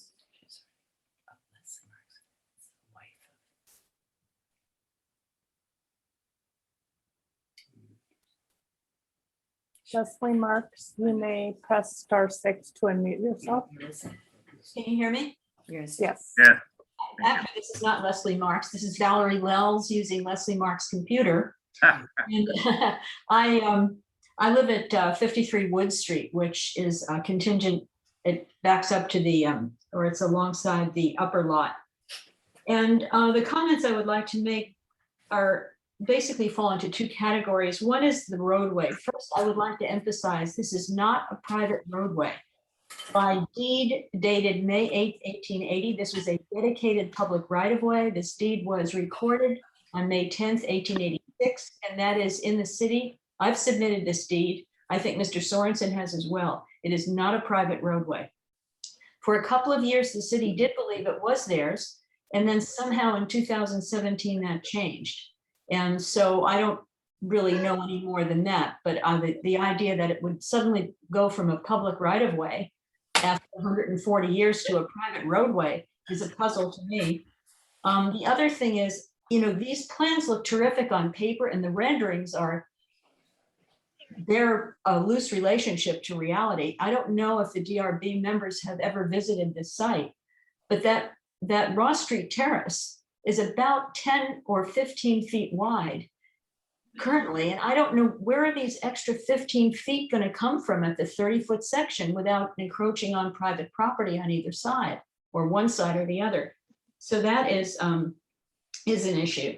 And then I would like to also talk about the precedent that these exceptions and variances, I guess they're exceptions, would set if they were approved. You talked about the DeLuca property setting a precedent. This certainly would as well. Once that, my mother used to say, you never miss a slice off a cut loaf. Once that natural state requirement loaf is cut, you're going to be stuck with that precedent, and we all are going forward. So that's pretty much what I wanted to say. I think Mr. Rifkin covered a lot of the points very well. Thank you very much. Thank you. Next. Anyone else in the public would like? We do. We have a phone number, a 415. I'm able to see the number completely, but I'm going to hit allow to talk.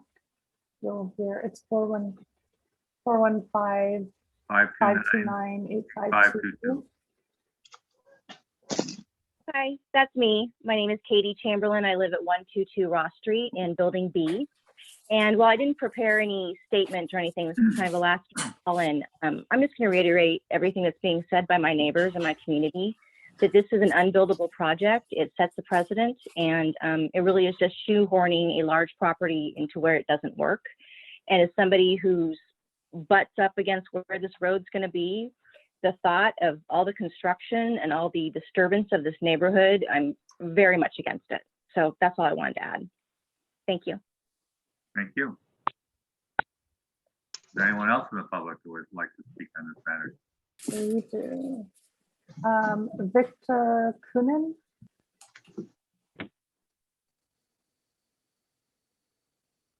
Hello, can you hear me? Very good, yes. Thank you. Awesome. So I live on 211 Marine Street, and we are directly below the proposed project and directly below Rose Street Terrace. And some applicants say that it's not known who owns the Rose Street Terrace. And we say we own Rose Street Terrace per California Civil Code sections 831 and 112. We are the abutting property owners who own it. And the developer wants to build their huge retaining walls that will deprive us from access to Ross Street Terrace. It's our emergency egress that we actually use almost daily, that he wants to cut off. And instead, he wants to put huge retaining walls, and it's completely unclear how they're going to be maintained. The private road agreement is contains multiple factual errors, and it's is completely unenforceable. So we don't believe that it will be maintained. The steep new roadway from the lot adjustment will go directly into the bedroom window where I'm sitting in right now. And the rendering of the retaining walls right next to my house on the presentation, even on the staff presentation, it didn't show that it was over 4 feet. Well, it's a 24 feet cliff that they want to support with 5 feet retaining walls. Those are bigger than 4 feet, even on the plans. I don't know how it dropped out. But we don't know how it is possible to hold this huge hill with such small retaining walls. And if anything happens there, trucks will be falling into our backyard, indirectly into our house. There is nothing to stop them from doing that.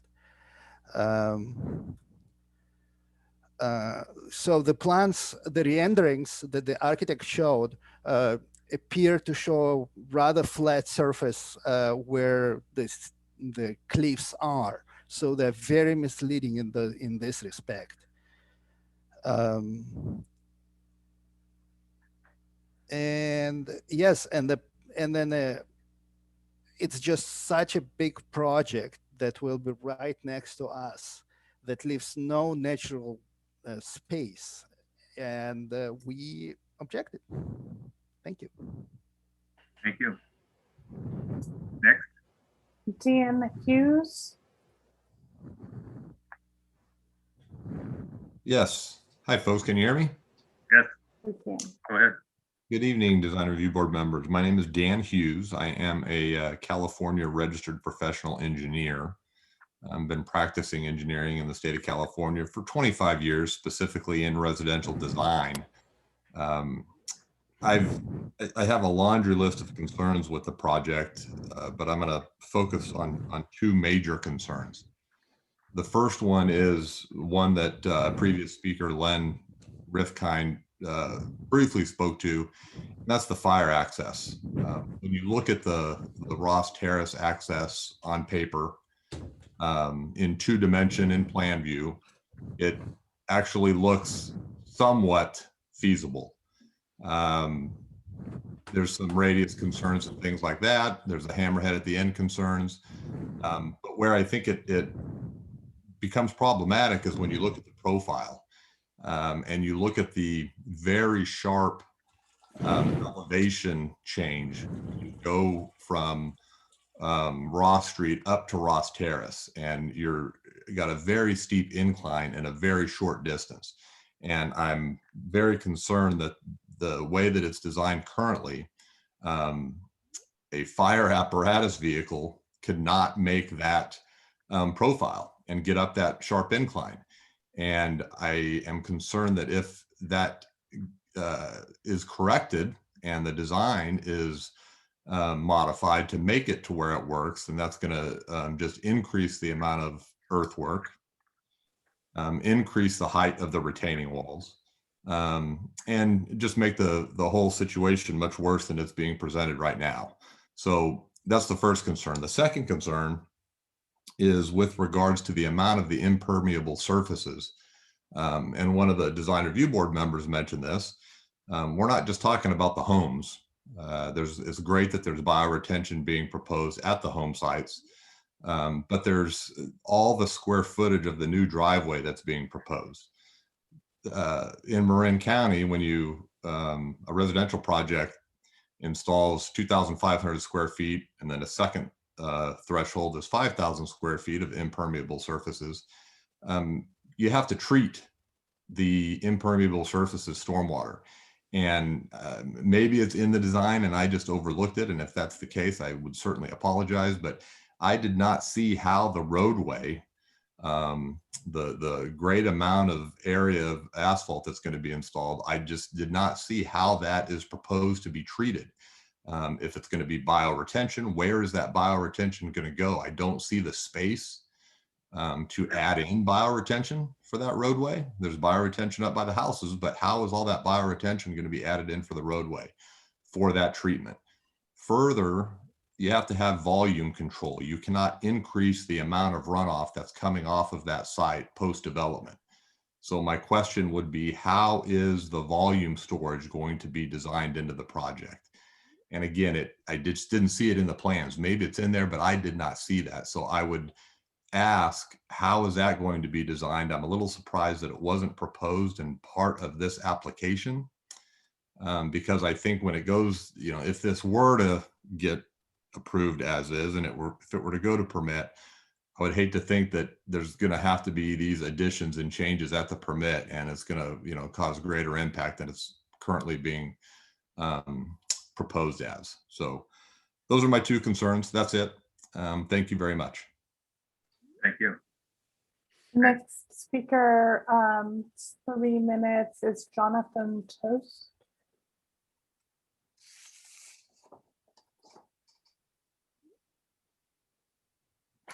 Yes, that's me. Can I be heard? Yes. Yes. So you mispronounced my name. It's Jonathan Tosti. I live at 128 Clorinda Ave in San Rafael. I'm about 2 blocks from the Ross end of the proposal. I want to state that I'm totally opposed to the city granting a building permit to this project on the grounds that the project does not meet city standards for hillside development. It also creates enormous fire safety issues for the entire neighborhood. It does not provide adequate fire access to Upper Clayton. It does nothing to improve the fire access to Upper Clayton. And it diminishes safety and fire access to Ross Street. If any of you have driven on Ross Street, you can see that you could barely pass one car between the 2 lanes of parked cars on Ross Street. To get a fire truck up and in there, you'd probably lose 5 parking spots, and they could barely get the trash trucks past there. The project also is asking the city to take what amounts to public open space and give it away to these property owners without no access to the neighborhood who's been using this right away between the two, between Clayton and Ross Street.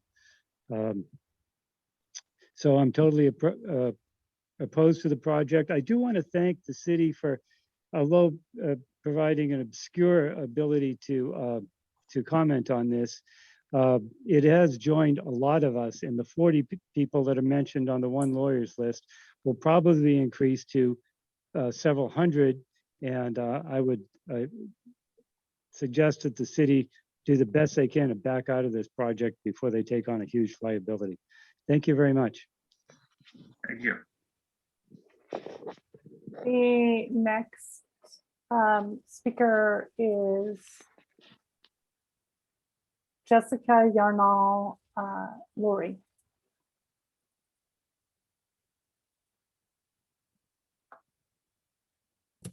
Hi there, can you hear me?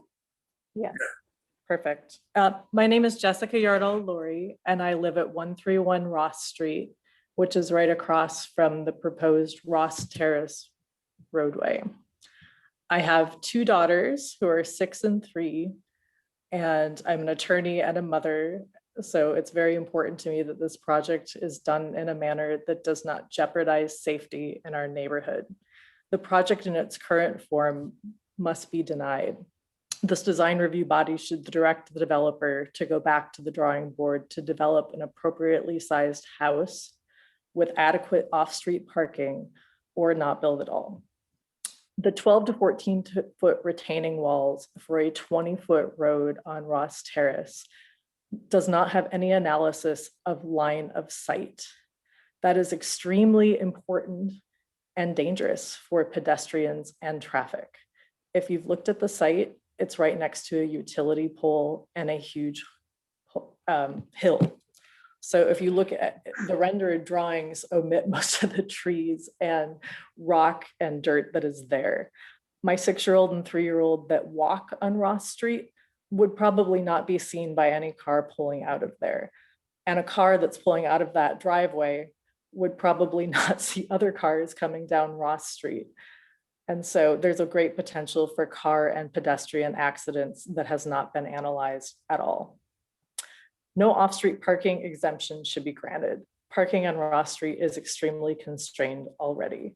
A 20-foot road means losing 4 to 5 parking spots at minimum, plus losing additional guest off-street parking means a loss of what, maybe 7, 8 parking spots. The project at 147 Ross Street, which is an apartment building across the street from there, I believe did not have additional units added for a parking concern. This body needs to consistently apply the law. This is not an affordable housing project. These are huge single family homes. And certainly an apartment building would be considered more affordable housing. Finally, the no natural state exemption should be granted. City regulations exist for a good reason. And Gerstle Park is not a concrete jungle. It has a historic character. These are ultra modern houses. We have beautiful trees. This project doesn't meet any of those concerns.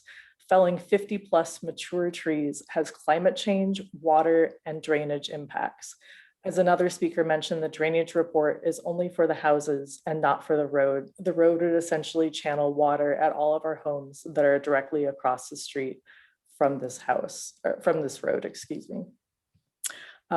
I will also mention that the massive grading and amounts of dirt, construction, and heavy trucks going through the neighborhood has a lot of particulate matter and dust concerns for those of us that live on Ross Street.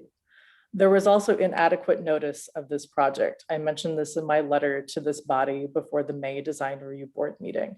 The literal first notice I got of this project was in the last month. This was not disclosed when we purchased our home in 2019. It was not disclosed to us at any other time. There's also no vested right to build a 2,800 square foot house or two 2,800 square foot houses. There's no size guaranteed in building any lot. Perhaps one house is buildable, but I think as you heard the architect say, the cost is not worth it to build a private road. That's why they're proposing 2 giant houses for the site, is to help pay for the road. This just doesn't make sense. It seems like a Clayton Street access would make the most sense in terms of the distance, rather than building a brand new 500 square foot road of which the maintenance is not in any way guaranteed. So for this and many reasons, and again, I will reemphasize the pedestrian safety and traffic safety concerns and line of sight analysis that just does not exist. I would request that the design review board deny this project, or at minimum return this back to the architect to scale down these projects into one house or into smaller homes that are more appropriate for the site. Thank you. Thank you. The next speaker is Catherine Flora. Hi, good evening, Catherine Four. I have managed 122 Ross Street for the past 17 years, and I actually live on Clayton. I oppose this project for many reasons, especially all the ones Mr. Rifkin pointed out. Just to point out, he did point out that the homes that they're proposing are grossly overbuilt. Most of the homes on Clayton Street are less than 1,200 square feet, and they were all built around the 1940s era. Building these large homes are almost double the size and are contemporary, which do not fit the neighborhood at all. Also, they're breaking so many codes that are in place for reasons, multiple codes that are being broken, fire codes, and things like that, which would create more danger for the rest of the neighborhood.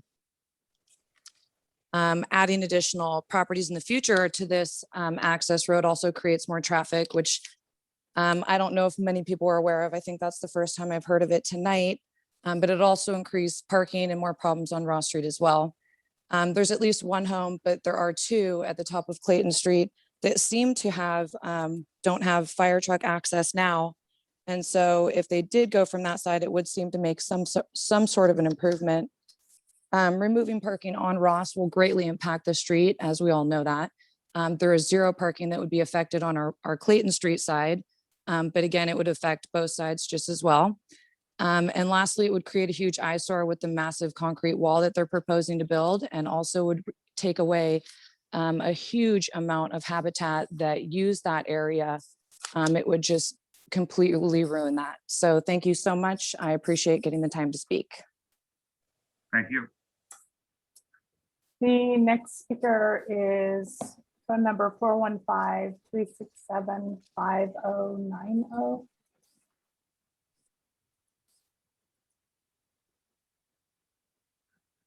You're on. This is Jessica Yarnall-Lurie. I previously spoke. It wasn't clear which manner, so I cede my time. Thank you. Appreciate it. The next is 415-261-0318. Hello, my name's Susan Miltner, and I live at 51 Clayton Street. And I'll speak for just a bit, and then my partner, Marco Berti, will speak. So first, about the project, I think it will set a precedent that is not good for our community. I think the natural state situation is not good either. There was just an article in the paper also about construction limits are being considered because of fire hazards. And that's because of climate change. And then lastly, I'd like to speak to that I live on Clayton in the very tiny house with probably the smallest lot in Gerstle Park. And the proposal is to make Clayton Street bigger. Part of my property would have to be taken away, my private property, which would severely, I mean, really, we have the tiniest lot. And it would take away the light. We would basically be living under a freeway underpass. So I appreciate everyone thinking this is the best way, but you know, it would severely impact me. And I think my own rights as a property owner, also taking away one of our parking places. And here's my partner. Good evening. My name is Marco Berti, and then I'm with my partner, the property, the owner of the 51 and 53 in Clayton Street. So I appreciate the people that talking before, and I don't know this guy, I can't remember the name, sorry, talking about all this permission, this, about the law, and what are we talking about before until now is about makeup. And I appreciate it. We have a makeup too in Clayton about the trees, about whatever. But what I'm talking about for us, we take away space over the our property, and we have a tenant. If you go on Google, you Google our property, there is a parking over my tenant. What is the parking? We talking about you guys this property to make two parking guests. For me, two parking guests, we talking about take away the out parking, legal parking for the out tenant. And the point is this also. It's right for one person or two houses, but anyways, one owner, but all these people, 6 people right here down the street. Clayton Street is a little street. Clayton Street really the street. You should take a look on the map, but just come in and see physical. It is a problem. So this project, I think this project is something that should not be approved because the impact over the environment. We have a problem too. In Clayton, we have streets, we have everything, everything that the other people talking about. About this, on top of this, my tenant, where they go? They fly for go home, for go inside the house. My tenant, my house, the entryway is on the street. On the street already. And you guys talking about these people made it large and the retaining wall. What my tenant then going to see? Like San Quentin, they are in San Quentin after with this wall in front. So the other side is just a makeup. Right here we have a makeup too, plus we have a physical problem on the our property. Thank you very much. Oh, I just wanted to say one last thing. Mostly it's the whole natural state thing and the whole hillside and the precedent and all of that. So more than just the 2 accesses, it's the whole project. Okay, thank you. Thank you.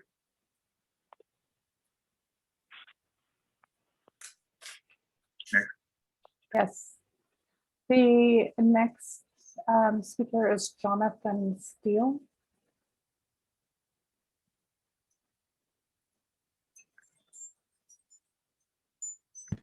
Good evening. I live at 122 Ross, and I'm also against this project. For Ross Street is extremely narrow, and cars coming in, whoever's coming out, kind of has to pull over, and it's already it can't really afford a whole lot more traffic. And Jessica brought up a good point about safety. There are children walking on this street, and the idea of more traffic and big trucks and also all the environmental impact. I think the fact about the impervious surface and the lack of bioretention really hits home for me. That we're losing 58 trees in our open space. That's just seems like not a good idea. Obviously the parking, all the many good points that have been brought up tonight. I've lived here 3 years. I think it's already busy enough. And it just doesn't, none of this really makes sense. I'm surprised. It seems pretty clear to me that it's a bad idea. Thank you. Thank you. Your next speaker is phone number 510-914-3296.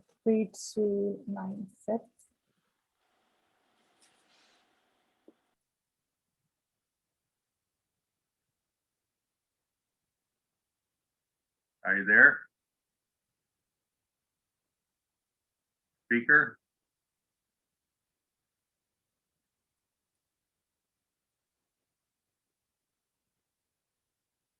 While we're waiting for that individual, the next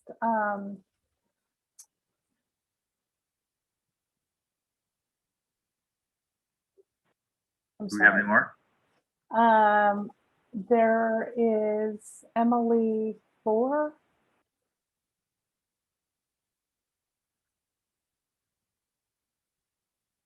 Hi, my name's Emily Four. I oppose the project and I echo everything that everyone else has said. I'm not going to repeat it. It's already 9:15. But I would like to just mention that, in addition to the parking, there is not enough landscaping that could cover up the concrete walls that will be built in this neighborhood that is built around being both a quiet neighborhood with beautiful surroundings. And if you've ever seen this site, part of the beauty of it is that there is natural state and you have animals walking through this area, and it really would impact the neighborhood in general, not only with parking that already is a problem, but also with everything else. And I just want to mention that there is no reason they're asking for 3 exceptions to the rules. Exceptions are there for only the circumstance that needs them the most. I don't see why a project should be approved when there are 3 exceptions being requested and they can't meet 3 of those requirements. And I appreciate your time tonight. Thank you. The next speaker is Jeannie. Hi, I'm Jeannie Campbell, Jeannie and David Campbell, and we live at 56 Clayton Street. We also agree with all the great points that have been made and the ones made by Len Rifkind as well. However, there is a problem in trying to, if access were to come up Clayton Street. Clayton Street is a one-way dead-end street. It is the only way that 12 residents that live up here have to get to their home. If the construction were to take place here and there was heavy equipment here, we would be denied access to our homes. Emergency vehicles could not get up here, and it would be very, very difficult. There is also very little parking right below our hill on Clayton Street, and one would assume that heavy equipment would have to be parked there, so it would impact our neighbor as well. We don't want to see this project at all. We are hopeful that the city will deny the project. And I have some questions about the roadway and the fact that it is a public right of way. And my questions are, what does the city contemplate as the method for enforcing a private party's obligation to maintain and repair a public road? And what recourse will neighbors have to enforce maintenance and repair? Will there be a right of easement to access that private road attached to every legal description of the property that abuts the road? We just feel like that this project is ill-conceived and will create more problems. And we're very, very concerned about that. Thank you for your time and for your consideration. And by the way, I want to say that, the one last thing is, as you know, the project does not conform to San Rafael's own hillside design guidelines, which are very impressive, very well thought out, and there for a purpose. And thank you for that. Thank you. I believe the phone number 510-914-3296 is prepared to speak.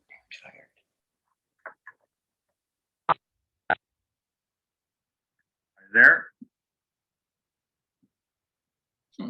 Sounds like not. I Go on to the believe next. they're unmuted. 914-3296.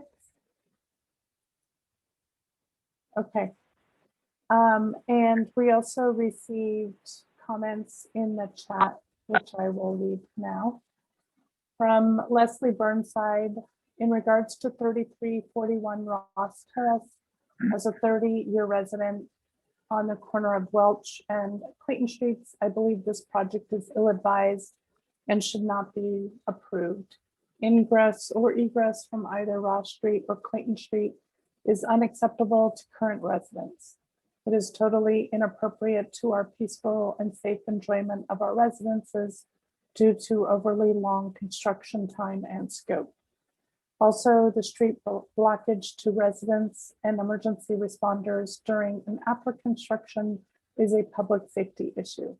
Please do not allow this project to proceed. Thank you. There are more than 5 affected residents on Clayton Street. From Catherine Four, agreed, any chance you could show maps of where those measurements are done?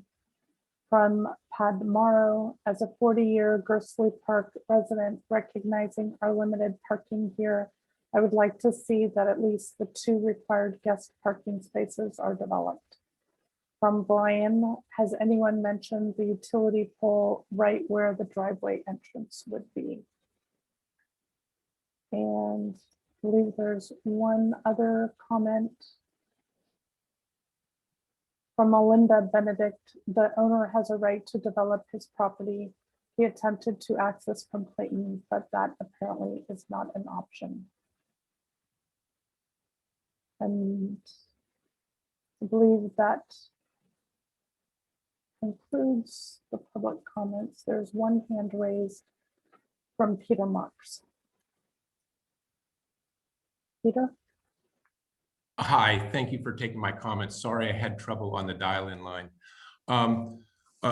I concur with the other comments from everyone who's participated in this call about the difficulties of this project and the challenges. We live at 60 Wood Street, which is on the north side of the proposed Ross Terrace access. I'm not going to reiterate everything that was said, but I do want to point out a couple of things that I found kind of interesting. One is, we spent 5 or 10 minutes talking about the DeLuca project and probably 200 square feet of landscaping. And on this project, there's close to 10,000 square feet of pavement that's taking away a current open space and green space that we've talked about. I know Mr. Hogan spent a lot of time preparing this report, but I think there's a few inaccuracies that should be pointed out. The retaining walls that he outlined on his diagrams do not reflect all the retaining walls. There's a whole series of retaining walls that exceed 4 feet directly to the south of the proposed homes. And as the engineer pointed out earlier, the likelihood of higher retaining walls on the entrance to Ross Terrace from Ross Street really need to be considered. And it would be great if there were the same type of diagrams presented that were presented for the Clayton Street access, where we actually had pictures and lines drawn in to show what those walls would look like. With respect to the length of the roads, we must keep in mind that the Clayton access, which is challenged, I agree with everyone, but that's an existing road that's paved to within probably 100 feet of this property. Improving that would improve access for everyone at the top of Clayton, as well as fire access. But we do need to be sensitive to all those residents and what would happen to their properties with big new retaining walls. So hopefully there's some way that might be worked out that would impact those residents less should a home be approved. I also want to make a couple of comments regarding the applicant's architect.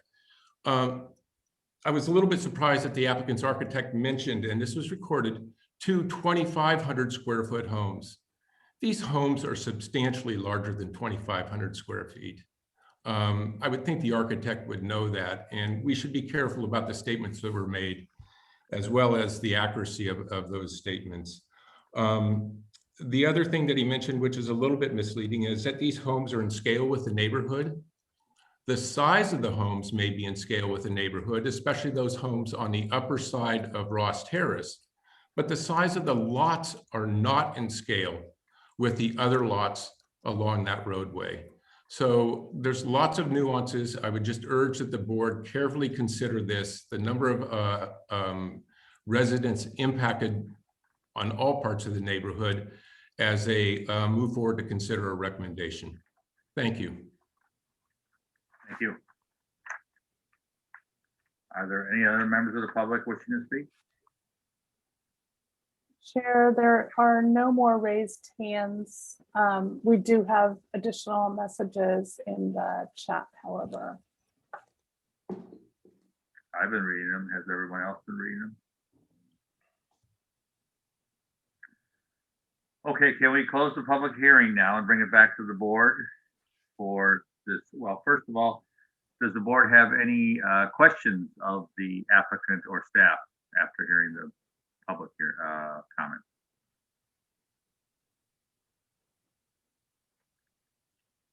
Seeing none, let's bring it back to the board for comments on this project. Stuart, you want to start? Sure, I can start. Wow. Okay. Really difficult site, as everybody knows, if they've seen it. And obviously, we're getting reaction from the folks that live in the neighborhood. Just first and foremost, after all of that, I do want to commend the architects. They did a really good job at presenting this project. We see a lot of applications that are far inferior to this. So regardless of everyone's feelings about the project, it has been extraordinarily well presented to us, and I think they deserve credit for that. So I'm going to jump right into just initially the questions that were posed to us by the project planner. So he kind of had some bullet point items. I just want to stick to them. Lot line adjustment, just right out of the gate, that bulleted question. I have no problem with the lot line adjustment. The equal treatment of the lots makes sense. Number two, the orientation of the lots. I don't have any issue with the orientation of the lots. Number three, the architecture. I think they're very well designed homes. I think they met the site well. I think that neighborhood is extremely eclectic. I know the neighborhood well and have worked in it a lot. There's a lot of different kinds of architecture in San Rafael. You can go in a 2-block radius and see everything. It's pretty amazing, which is what's nice about San Rafael. Landscaping and natural state. So this is obviously a hot button issue with everybody. And everybody has latched onto this natural state requirement that we've had for, I don't know, 20, 25 years. I'm going to just go on record, and I have done it many times. I think our natural state requirement is antiquated. I think the way it is written isn't fair to applicants, actually. But people latch on it as something to fight projects. And I do think that there are times when the natural state shouldn't be used as a restriction or a number. We can't judge projects on numbers. They should be judged on their merits, and we can get to that on this. So that's all the positives and the things I feel. Are the homes too large? 2,500 square feet, 2,700 square feet, 3-bedroom. I don't know if I'm the person to judge whether something's too large or too small for someone else. So I don't think that is really a valid argument whatsoever. So, I mean, really the problem here, guys, everybody knows it. The problem is the access. And the problem's always been the access. The applicant has gone to the city, they've gotten advice from Department of Public Works, they've gotten advice from the fire department. The city departments all have directed the client to come off of Ross Street. So I feel for the applicant that it's difficult to swallow for a lot of the neighbors that's what the city has directed them to do. So does it barely work? It probably barely works. Can fire apparatus get in and out of there? It's 2 houses right now. Fire departments have smaller trucks. If the fire department has said they can get up there, then I'm going to trust that they can get up there. I've worked with this fire department a lot. I'm sure they've studied it. So is the truck going to bottom out? I think they've probably studied that. So we're back to the access as being the hugest issue. I feel like if the city, they have a right to develop their property. And this is one of those really difficult cases because it's something someone's seen in one form for a long time. And change is rough and change is hard. I have a client that's one of the speakers against this project, and he's directly adjacent to it on the downhill side. And I feel like, is this the best go that it could have been? I would ask the applicant and their civil engineers to take yet another look to see what they can do about these driveway walls. I asked the applicant if there's anything they can do to soften that feature. Lastly, the parking. I do have issue with the parking. I think the sites should definitely provide that guest parking. I don't think an exception should be given personally for the guest parking. If the city, I think the city could give an exception and let them do some tandem parking on their own sites, but it is a public right of way or it is a private street. What if that road needs to be extended to that next lot? What if the city decides to connect this over to Clayton someday for whatever reason? I don't think into perpetuity we should count on these homes having their guest parking in something that really isn't on their property. I live in a 2,500 square foot, 3-bedroom house. I've got a couple kids, 3 kids. I got a lot of cars. So there's going to be cars. I would think calling it guest parking is probably not the right term when people start having teenagers and 3 or 4 cars at home. So I think the parking needs to be solved, and I would direct the applicant to go back and figure out how to get another car on those sites. And in my estimation, just from what I think about the natural state requirement, if that means we have to give up a little more natural state to get the cars on the sites, then there's permeable paving. There's all kinds of crazy turf blocks and stuff that make it look like you're parking on a lawn, but it can support a fire truck. So there are solutions to that, to green up the parking.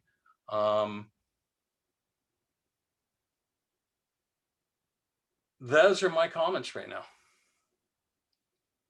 Thank you, Stuart. How about you, Don?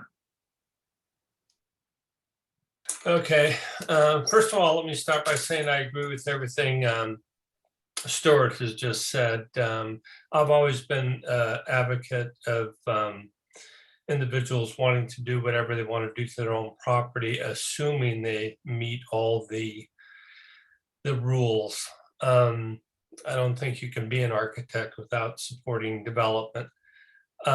With that being said, I have real concerns about the project and the amount of construction on that site.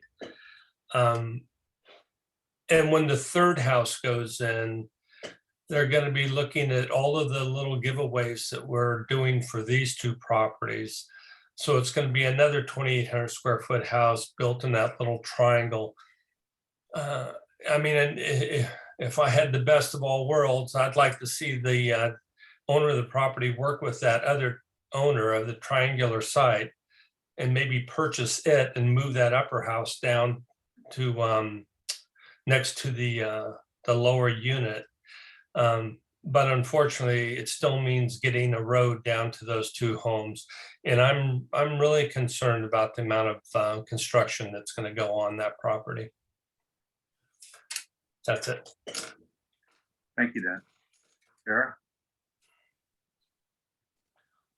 Yeah, I mean, I really agree with Stuart and Don. There's a lot of, I think residents that are being affected, and we heard a lot of concerns today. I think, to me, the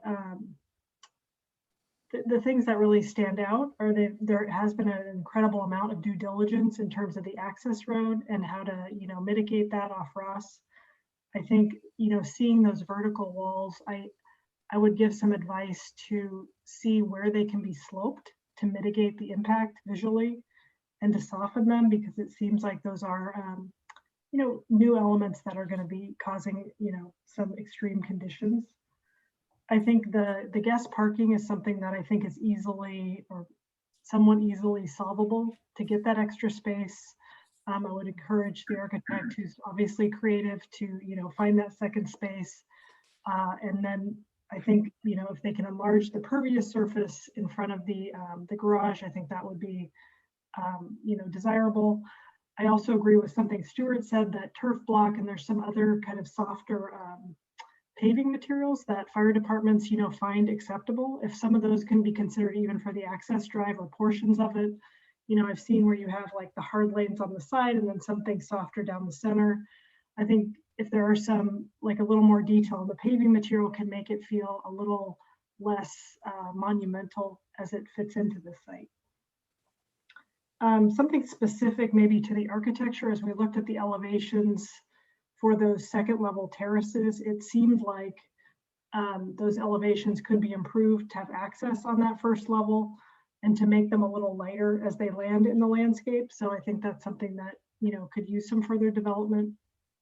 I agree that, as an architect, I feel like there is, if you have a parcel that needs to be developed, you should develop it, but within the rules, I think getting that second parking spot would allow that one to not be an exception. And then in terms of the, the open space provisions, I think if we looked at the area relative to the lot size, it might be more applicable to this project rather than looking at it to a lot size that this project does not have. So I think there has been a good deal of mitigation done to show due diligence and to illustrate all these conditions, which is way above and beyond the majority of the things we see coming in. I also want to say we heard a lot of concerns about safety, and I am not an expert in fire truck access. I think that's something that we definitely rely on the fire department to weigh in on and provide guidance on. And it seems like there's been a number of meetings to ensure that that is the case. So I think that would continue to need to be part of the process for the development of these lots. Thank you, sir. Thanks. Well, I would agree this is a very difficult site to develop. But the property owner does have the right to develop it. And I think it's problematic because these are small lots that are kind of landlocked. They need long access from either Clayton or Ross. And it looks like initially, I mean, when I walked the site, it seemed like it made more sense to access from Clayton, even with that hairpin turn. But I've become convinced that I think that's probably going to be more problematic for the neighborhood, because that's going to affect a lot of people that live on Clayton versus developing a new roadway on Ross Terrace is not going to directly affect people. I think it sounds like a lot of people have gotten used to using that Ross Terrace right of way as their kind of back alley. Which leads to, I think that one of the big questions is, how is that roadway going to be treated? If it's the right of way for the city, but the city doesn't want it, then it sounds like it's going to become a private driveway for these 2 or 3 lots. And then I would assume that if it's a private driveway, it's going to have to, some kind of HOA is going to have to be set up to actually maintain this. I don't think a little promise that these 2 property owners are going to maintain this is enough.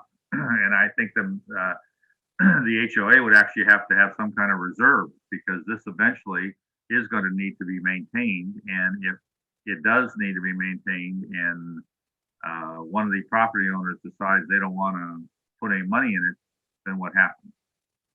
I think that's a little problematic thing, but that's what the lawyers are there for, to figure that one out. I think this project could work, but it needs to be tweaked. I'm really uncomfortable with the natural state requirement being as low as it is, 50%. And it seems like these houses, we talked about 2,500 square feet, because these houses are really almost they're around 2,800 square feet. And I think that judicious paring down of some of these dimensions by maybe a foot here or there. The bedrooms are a little large. They could be a little smaller. The entryway is a little large, could be taken out 6 inches here, a foot there. Things like that could make, you could probably find 300 square feet that would reduce the size of the house. At the same time, it would contribute to the natural state and possibly give you some extra space for a second guest parking space. I think a second guest parking space is mandatory because of the, like I say, the 500 foot of length for any guest to park on Ross or Clayton for that matter is absurd. They're not going to want to do it. And you're not going to be able to park on a private driveway, even if it's a private driveway, because it could need emergency egress and access. The 16 foot, I think some people say locked on that 20-foot driveway, or roadway, but it's really, it sounds like it's more like a 16-foot driveway that is a little wider at the beginning on Ross, and then a little wider because of the fire department turnaround. But that 16 foot, it looks like it's predominantly on the east side of the right of way. And I'm wondering if it was shifted a little bit, if it could reduce the retaining walls a little bit. The retaining walls seem to be somewhat problematic. One of the suggestions, by the way, the architect did an amazing job of presenting. I mean, I think that it was really helpful to see all the three-dimensional perspective of not only the houses, but the driveways. That really gave us a really good impression of what it's going to be like. One of the images, for example, you got the concrete retaining wall, and then you've got these big, I guess, glulam guardrails. I would suggest you try and find a more transparent guardrail. Just a simple metal, a railing will still keep people from falling over, and it's going to just not look as high or as massive. So that would be one thing. Possibly, if you had some extra room between the right of way and the retaining wall, you might be able to plant some plants that would climb up that wall and eventually make it disappear, kind of like what they do on freeway sound wall. If you can't do that, maybe you can plant the top of the wall and let it cascade down. Something to soften the look of these high retaining walls.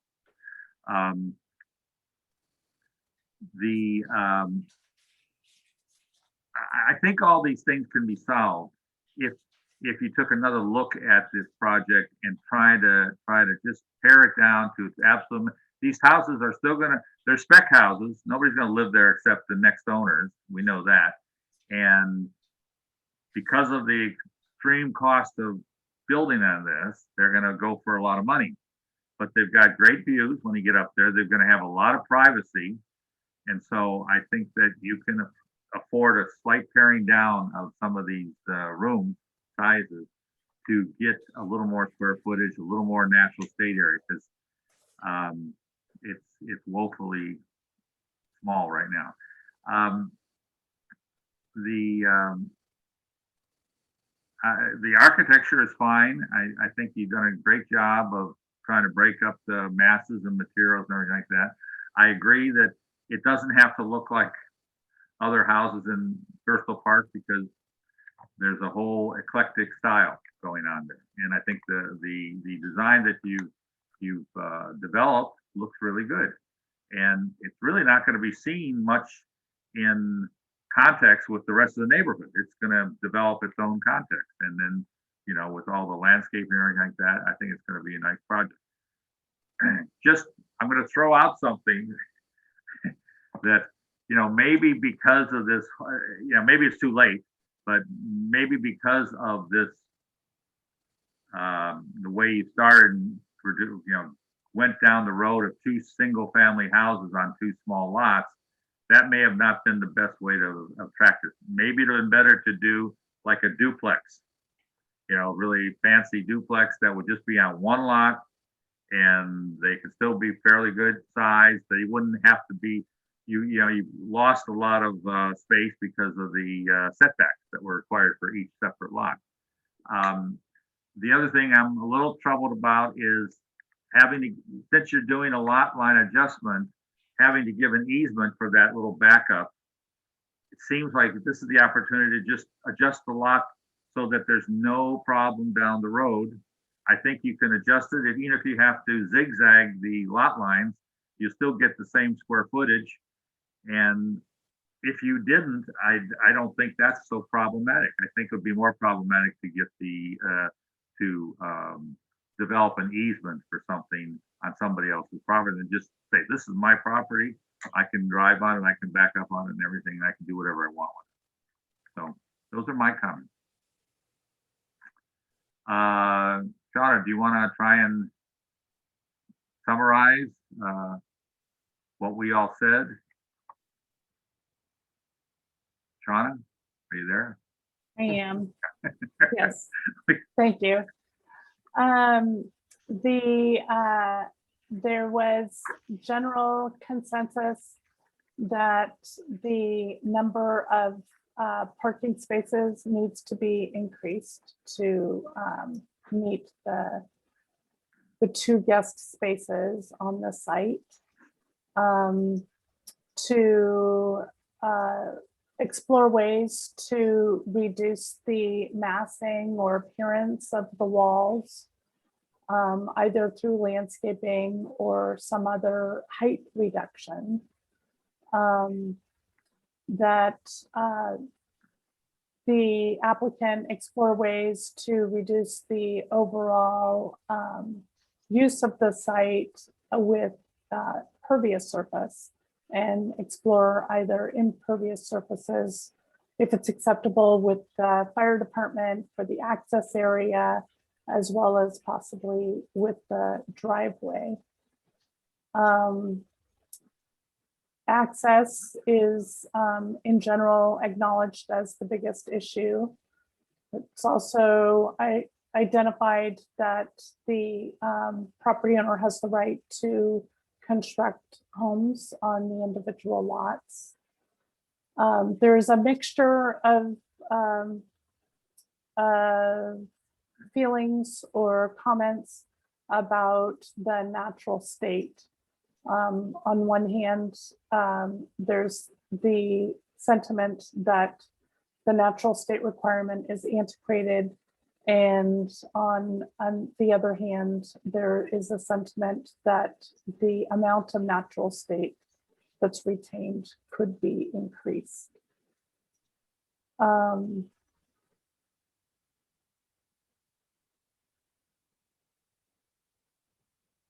The consensus is that the fire department provides and the city staff provides the information regarding safety, and if fire believes that they can make it up Clayton, then or excuse me, up Ross, that there's a trust in that recommendation. And then there was one set of comments about looking for judicious ways to prune the size of the house and entry, and find ways to not just to soften the appearance of the house and the retaining wall, and also to increase the amount of space that is left in some sort of landscaped fashion. Final comment was related to elevations for the second level terraces, and looking for ways to provide access to the landscaping in the first level. Did I accurately portray the general comments? I think you did. Right. That was a very good summary. Thank you. I don't know if we have consensus on everything, so does the board want to, what's the pleasure of the board? Do you want to try and develop consensus on this? Do we want to make a decision tonight? Or do you think that it's necessary to continue this item? Anyone? I personally feel that we've given the applicant some things to chew on, that they can go back and see if they can address these comments and come back to us with a revised application. That's my feeling. So that would be for to give them these comments and ask, and then continue this to the next available hearing. Yeah, or when they have time to digest it. And to the staff, I don't believe there's a time limit on if we continue them. No. Yeah. No, I'm just asking if we were thinking of continuing this or deciding on this now. Sarah, what do you think? You know, with the amount of conversation that we had, I agree with Stuart that there are enough items for the design team to go back and, you know, try to address. Okay, and Don? Maybe we should do, or talk to the applicant, ask if they want to have us make a decision tonight, or if they want to take one more peek at it. Good idea. Steve, what do you think? Yeah, I think, you know, We would be happy to take another look at it. There are some things that we can tweak on this project. I guess, hearing all the comments from public, the part that we're not going to be able to address, obviously, is providing access to the site. And that has to happen to actually have a project. So we can certainly address some of your comments and suggestions about the walls and how to soften those up and address the guardrails and those sorts of things. So yeah, we would be happy to do that. I have a question for Steve. Certainly. Is there any way we can tie down this this roadway? Is it an easement? Is it going to be a private road? Is it going to be an HOA? Just so we can put it to ease some of the people or some of the neighbors? I think that's probably a question for Neil Sorensen, our lawyer, to sort out. I'm not sure I can actually make that determination. No, I mean, is it possible to bring back any of that information when you come back with the little tweaks that you're talking about? Yeah, I suppose if we can sort that out in the time frame, I don't know if it might be helpful. Sure. I think it would be helpful to actually know how this driveway or roadway is going to ultimately end up being. If it's private or if it's city, who's going to maintain it, how it's going to be maintained, and whether or not the public is going to have access to it. We can certainly look into that. I don't, Neil, do you have any comment on that we might be able to address those issues? Well, so far the city has said they do not want it to be public. So I think that's pretty clear at the moment, unless the city council changes staff's opinion. But staff has been unanimous in their opinion that it's not going to be public. So it's going to be private, and we've proposed a road maintenance agreement to require the lot owners to maintain it. And that would be a recorded agreement that would run with the land, and the lot owners would have that obligation. We have, until tonight, I did not know that staff had some concerns about that, but if they do, we're happy to address their concerns. Great, thank you. Thanks, Neil. All right, well then, would we have a motion to continue this? Given that all the comments that have been addressed or that have been itemized, let the architect do his best to address them and then come back at some future time, date uncertain at this point, right? Is there a motion for that? Mr. Chairman, it might be better if we don't, if the board doesn't actually schedule the meeting, schedule the project for another meeting. Staff would suggest that you've provided your comments. Okay. We will renotice it again to the community when we're ready to come back. I think that would be the best way to let the neighbors know what's going on. Right. No, I wasn't suggesting a definite meeting date.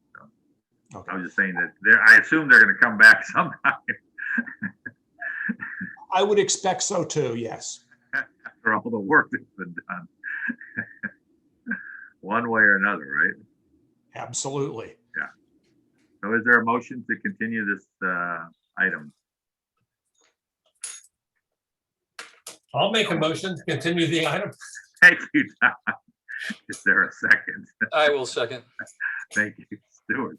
Is there any discussion about the motion that anyone would like to make any clearer? Hearing none, call for the vote. All those in favor of the motion to continue this item, say aye. Aye. Aye. Opposed? Motion carried. Thank you. Anyone want to take a 5-minute break? It's almost Sure. 10 o'clock. We still have Sounds another good. item. Thank you. You good, everybody? 5 minutes. We're on See the you in clock. 5. Okay. Yeah, I'm going to gavel it for 5 minutes and we'll come back at, well, it's 9:55. Let's come back at 10 o'clock. Perfect. Okay. Thank you.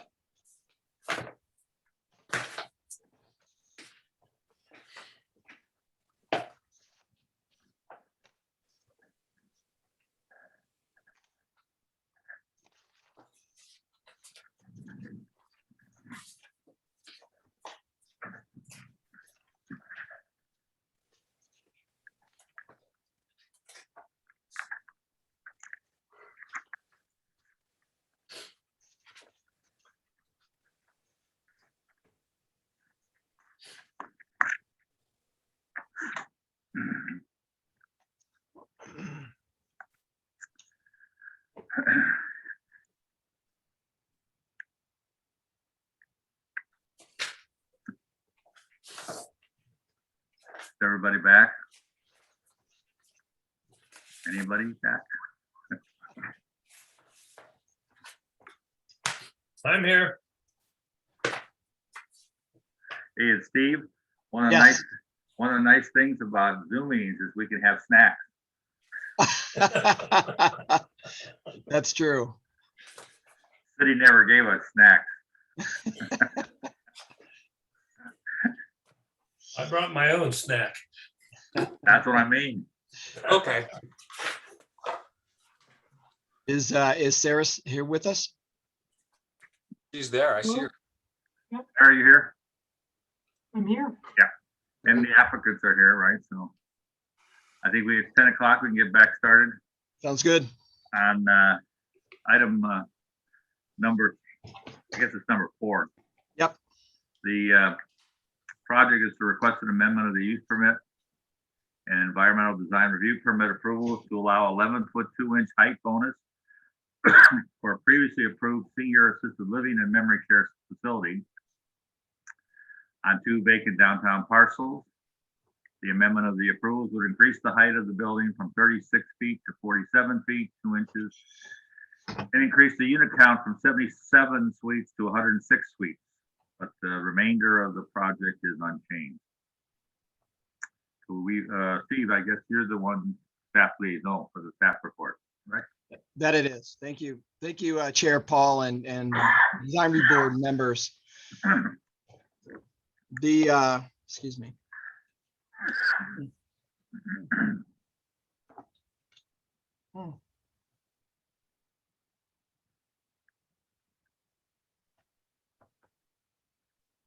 I apologize. I'm unable to advance my screen.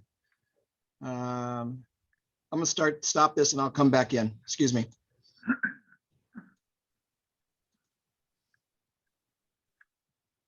There you go. Oh, start again. Excuse me. Got it. Stay positive. Oh, let's do one more. One more.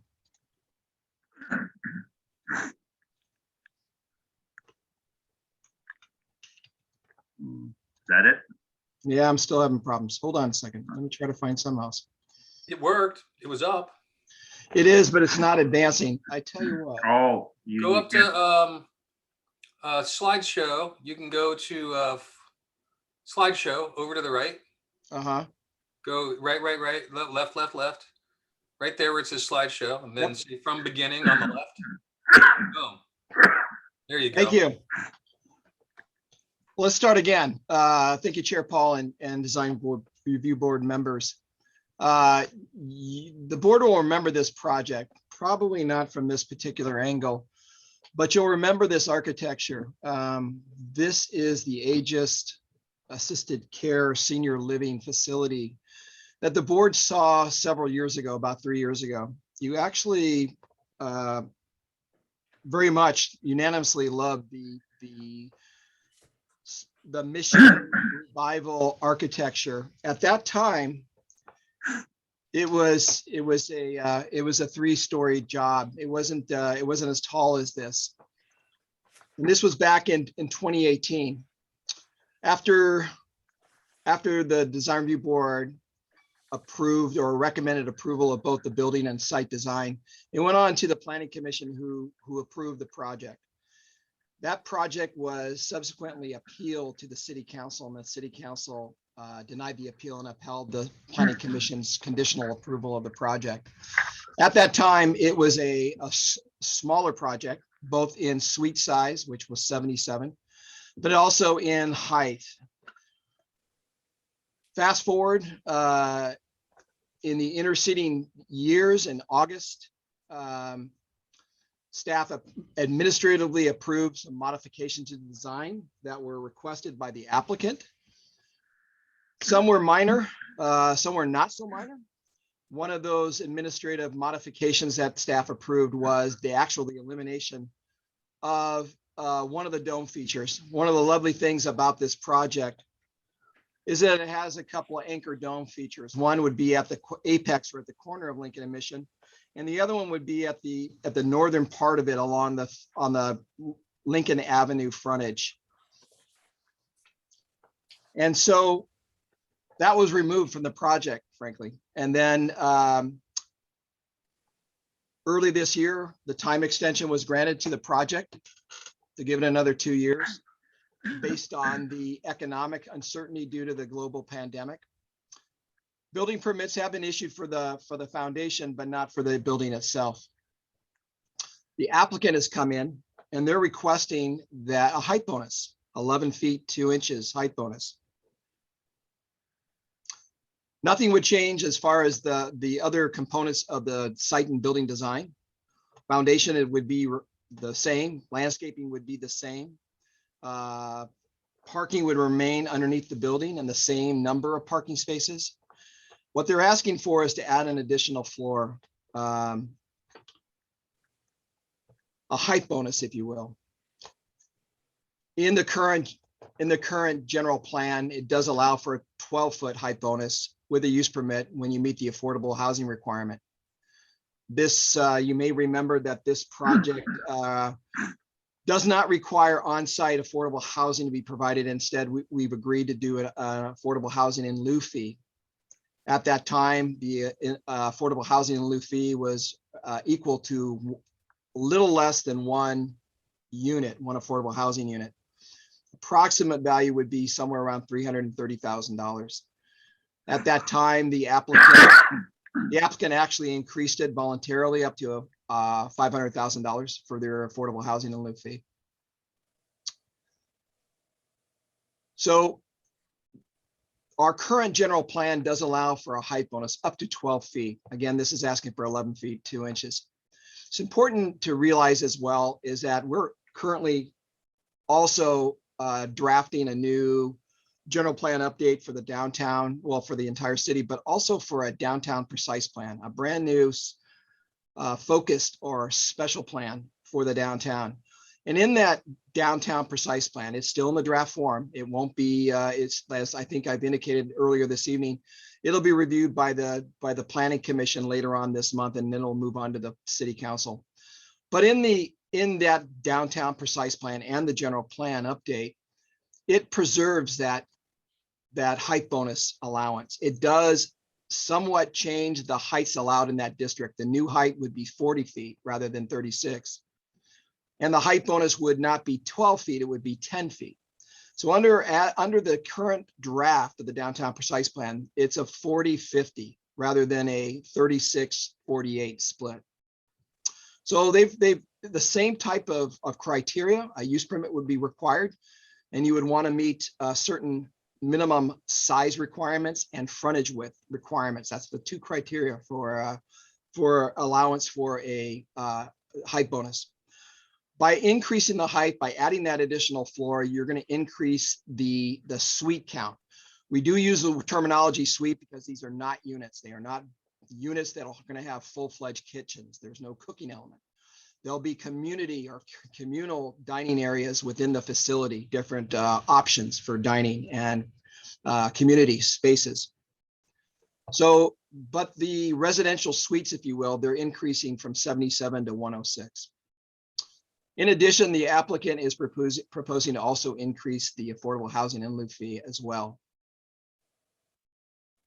In addition, the height bonus, they are also recommending, or they are promising to return that tower dome feature, the second one along Lincoln Avenue that was removed previously with the approval of staff when they were trying to find efficiencies in their construction costs.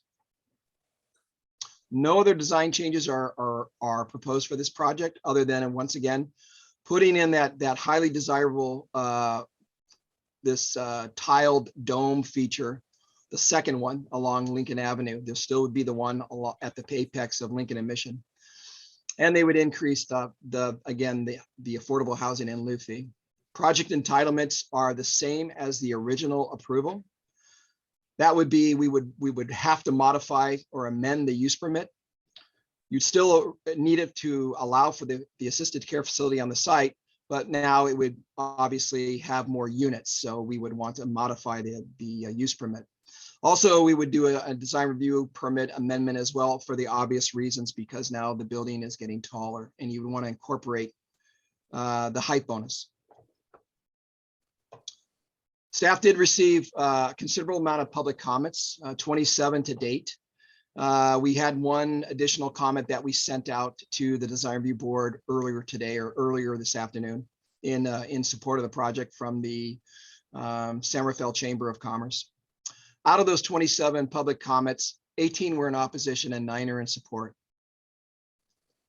On the opposition comments, they generally follow the same pattern that the building height would create an overshadowing, a detrimental overshadowing, creating noise and traffic, unnecessary parking, light and glare, and financial impacts. There's also concern that the character of the neighborhood and the Lincoln Avenue, Mission Avenue intersection, which is a gateway to the downtown, would just be overpowered by the additional height bonus.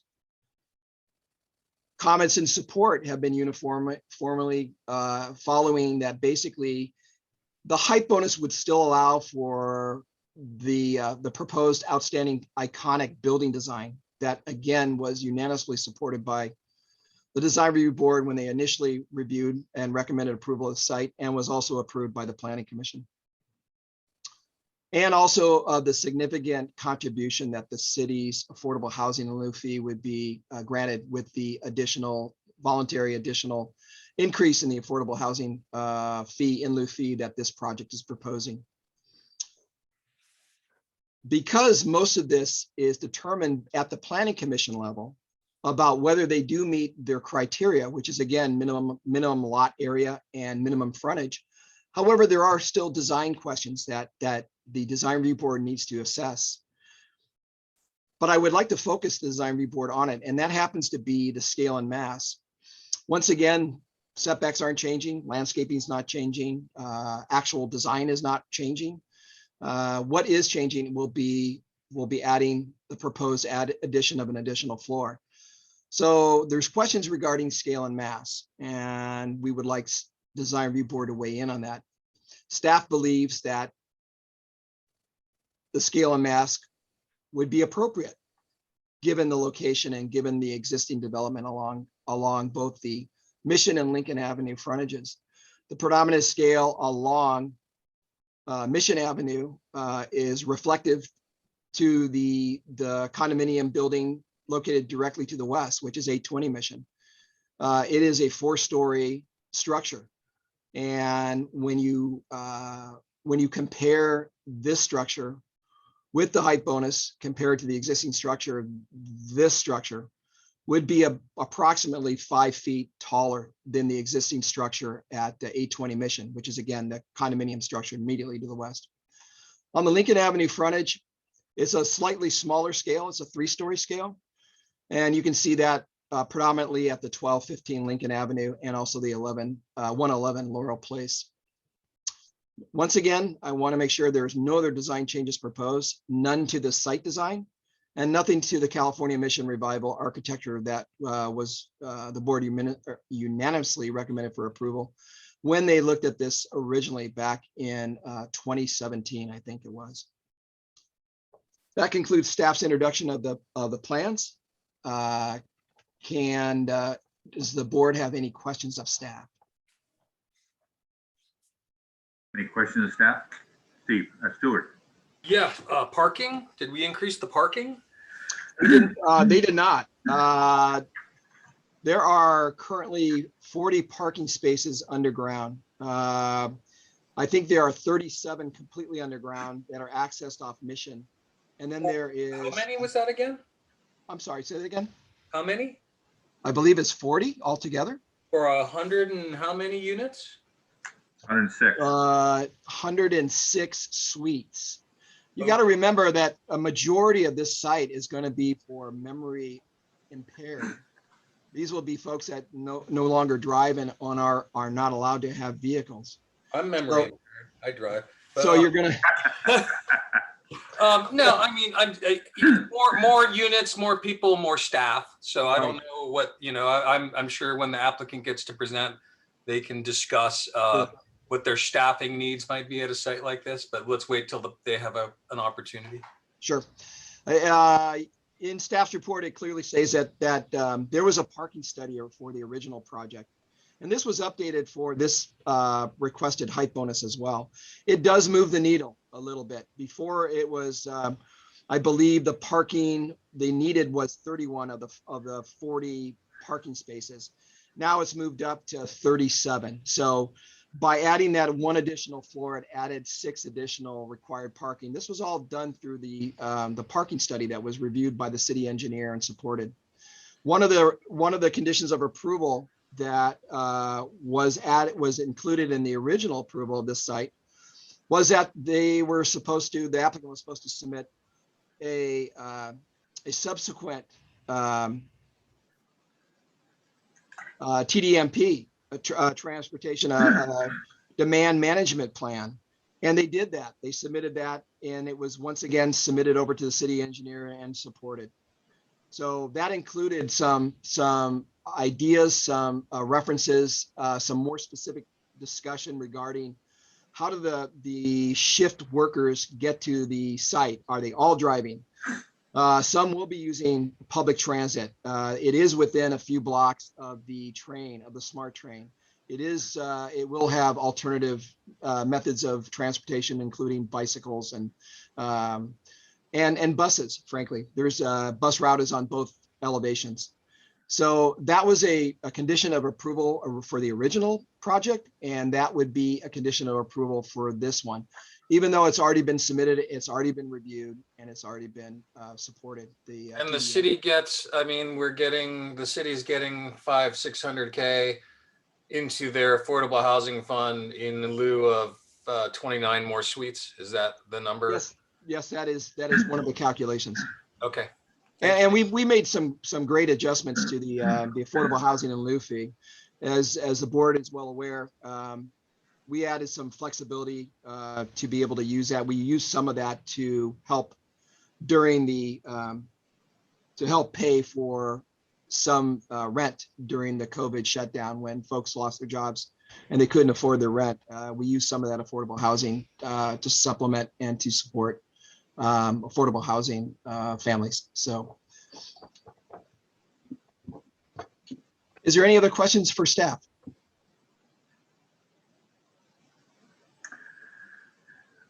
I had a couple questions. One, what was the affordable housing requirement? Affordable housing requirement, the original was it was just in the bottom of 300,000, 300 and Now, how many units? it was less than 1 unit. It was like 0.96 units, the original approval. And now it's, Now it moves it up the needle up to about 1.3, 1.2, 1.2 affordable units. So a little over 1 unit. and that's because these are not considered units? No, what it is it's a little challenging because it's kind of in no man's land. They're not density units because they don't have kitchens. They don't have full kitchens. They don't have cooking elements. But some have kitchens, right? No, it's all communal kitchens. I mean, it's I all, thought I saw some kitchens in some units. well, they're efficiency kitchens, but they have no. Well, that's a cooking element. kitchen, isn't it? No, not without the cooking element. Oh, So it's not considered, it's like a wet bar, if you will. A Oh, wet it bar, doesn't have a range or a It does not. cooktop or a microwave or anything? correct. Oh, okay. So these are not units, and so we're not, instead we use a particular, a non-residential Or a calculation. commercial office? Yeah, pretty much. And so we've used an in lieu fee calculation that we've used for the other assisted care facilities that the board has looked at. And in this case, it basically, it increases it from the 0.96 to the I couldn't 1.13. agree more. Pardon me? Did somebody say something? I'm sorry. That may have been me, but I wasn't talking. Oh, okay. I apologize. My apologies. So, Go ahead, yeah, the Steve. affordable housing requirement is going up, and also is the voluntary contribution of the affordable housing in lieu fee. So I'm sorry. The original affordable housing requirement was slightly under 1 unit. Yes. And now because of the increase of an extra, what, 29 units? Let's 23 be units. careful. Let's be careful how we say that. It's not No, really units. They're Spaces, suites. 23 Yeah. spaces. Okay. We're basically adding about a third more spaces. Correct? We had 77. And we're now going to 106, so it'd be 29. Yeah. So 29 is about a third of, a little more than a third of 77, right? Yeah, I think it's actually less than 23, 29. I think it's closer to 24. Okay, 24. whatever. It's approximately 1/3 more spaces. Right. So it just goes to show that the affordable housing will go up. The requirement for affordable housing is going up. And so the applicant is increasing their voluntary contribution. So instead of saying, well, we were increasing it to begin with, we're going to leave it at that voluntary increase that we had originally. They're also going to incrementally raise it up as well. So, but the original 500,000 was more than they needed. Yes. Yes. It was quite a bit more. It was about 62, 63% more than what they had to provide. Right. And so this will still be preserving that 60 plus voluntary increase in the affordable housing in lieu fee. Right, but it's not a third more. No. No, okay. The other question I had, did the applicant ever provide, I can't remember, it seems like there was, but perspectives of, or views coming down Lincoln and coming down Mission to show the relationship of the project to the context of the neighborhood? Yes, I've seen Do them. we have those? I don't have them. I couldn't distribute them. They weren't in our package. However, I have seen them, and I believe they're going to be a part of the Presentation? introduction by the architect tonight. Great. Okay, great. That's my question. Any other questions of staff? And is the applicant ready to present? Yes, we are. Steve, may I? Yep, great, thanks.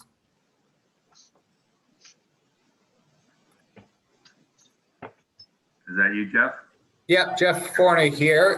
Good evening, Chair, Mr. Paul, and board members. I'm Jeff Forney of Aegis Living.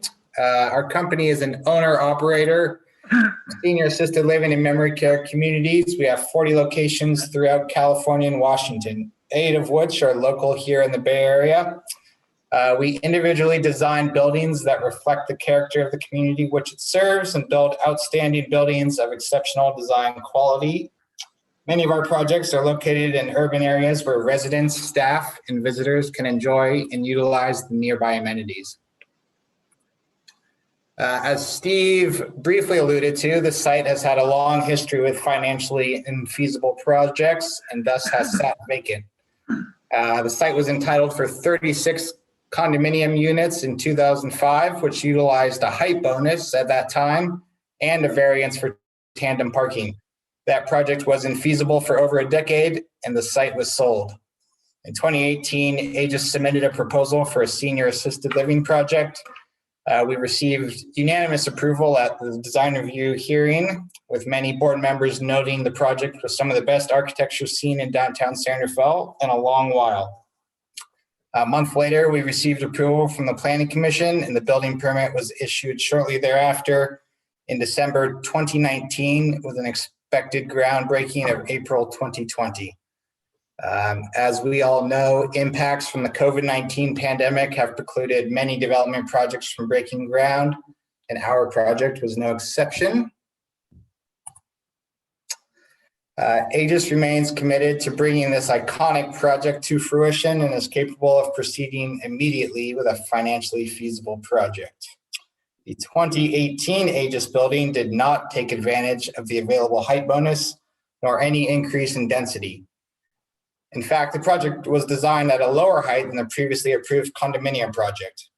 The reason we are here tonight is that a section of the San Rafael Municipal Code permits a height bonus of 12 feet for projects which contribute to the city's affordable housing initiatives. There have been a few questions on how that is calculated and the proceedings from 2018. Happy to review that if there's any questions following this presentation. This project, as Steve mentioned, this project proposes a contribution to the city's Affordable Housing in Lieu Fee Fund, which is well in excess of the required amount, thus certainly qualifying the project for a height bonus per the city's current municipal code. This would be code section 1416-190B, which is very selective in its qualifying criteria. 12-foot height bonus is only applicable to lots between Mission Avenue and Hammondale Court to the north, and on those lots greater than 150 feet in width and 20,000 square feet in size. The subject parcel is the only buildable vacant parcel within the Lincoln Avenue corridor, and certainly the only vacant parcel which fits this criteria for the height bonus provision. The parcel is zoned HR1, which represents high density residential district and is identified to be within San Rafael's downtown per the adopted general plan. Therefore, the proceeding would strongly indicate the city's legislature is in support of a height bonus on this site. Furthermore, it has been noted that the proposed design, height, bulk, and mass are in accordance with the good design guidelines for downtown, and that an increase in height is supported within the current zoning code, as well as the forthcoming 2040 general plan and downtown precise plan, which Steve had just mentioned.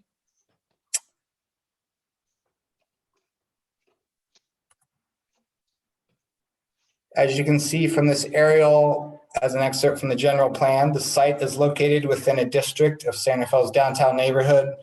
Has been long identified as a part of the downtown. The site is located at a gateway to downtown, only a block and a half from the high-density 4th Street core, which has numerous buildings well in excess of 70 feet in height. While we are discussing height, I just wanted to make it aware. I'm sure all board members know, and Steve alluded to, site buildings in San Rafael adopt California Universal Building Code from 1997, which states that sites with greater than 10 feet of grade variance take a zoning reference from the lowest portion of the site and add 10 feet to that, in which the building height is measured. This site has 17 feet of grade variance, moving from the southeast corner to the northwest corner.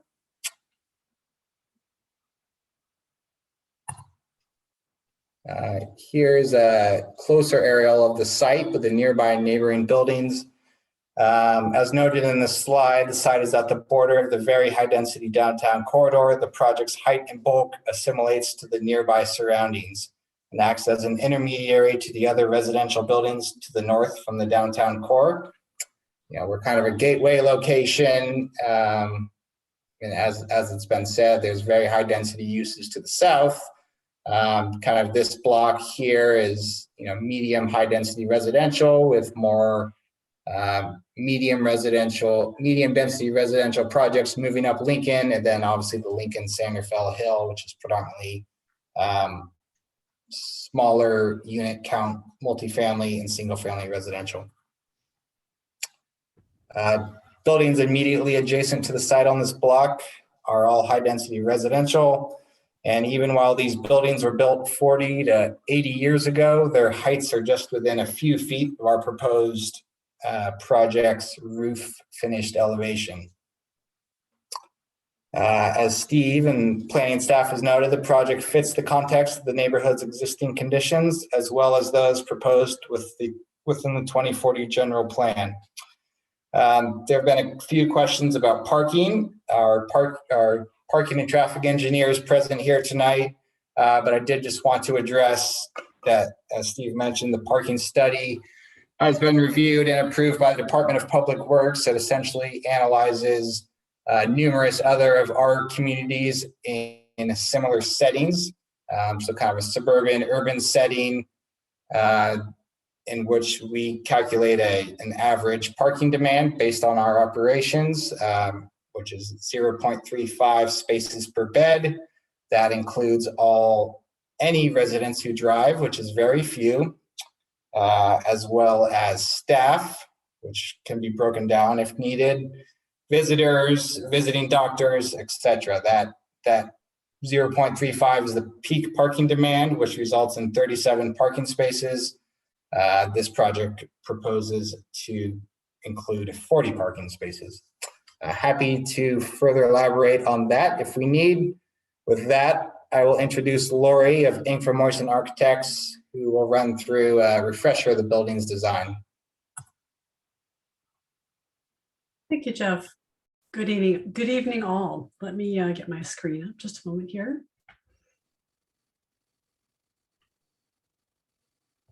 If I could be allowed to share my screen, that would be just great. Michelle? I can share, Lori, if you just want to tell me. You should be good now, Laura. Thank you. All right, here we go. Bear with me. Oh, well, in the waiting, let me just stop share. I was in this rainbow. Here we are. So let me advance this to where we were. All right, as seen here, the revised proposal retains the high quality architecture of prior approvals with the design intent, domes, tower articulation, high quality finishes. Steve spoke about the California Mission Revival style that was unanimously recommended for approval in 2018. And here we still see it, including the dome tower element. Also unchanged is the footprint, the site plan, the landscape, lighting. The only change is, as we mentioned before, a new floor was inserted between levels 2 and 3. You can see some of the elements from the California Mission style, including the arcades, suggestions of balconies, and clay tile roofing and stucco. Here I wanted to show you as seen in the proposed elevations of the approved 2018-2019 elevation and the proposed elevations today, with the red outline representing the previous roofline elevation. It shows that we are only really adding a partial level of massing while the dome and the tower remain at the same elevation as previously approved. As previously presented, the building fits in the context with the neighborhood. The site, again, is located in the downtown neighborhood as identified by the general plan land use element.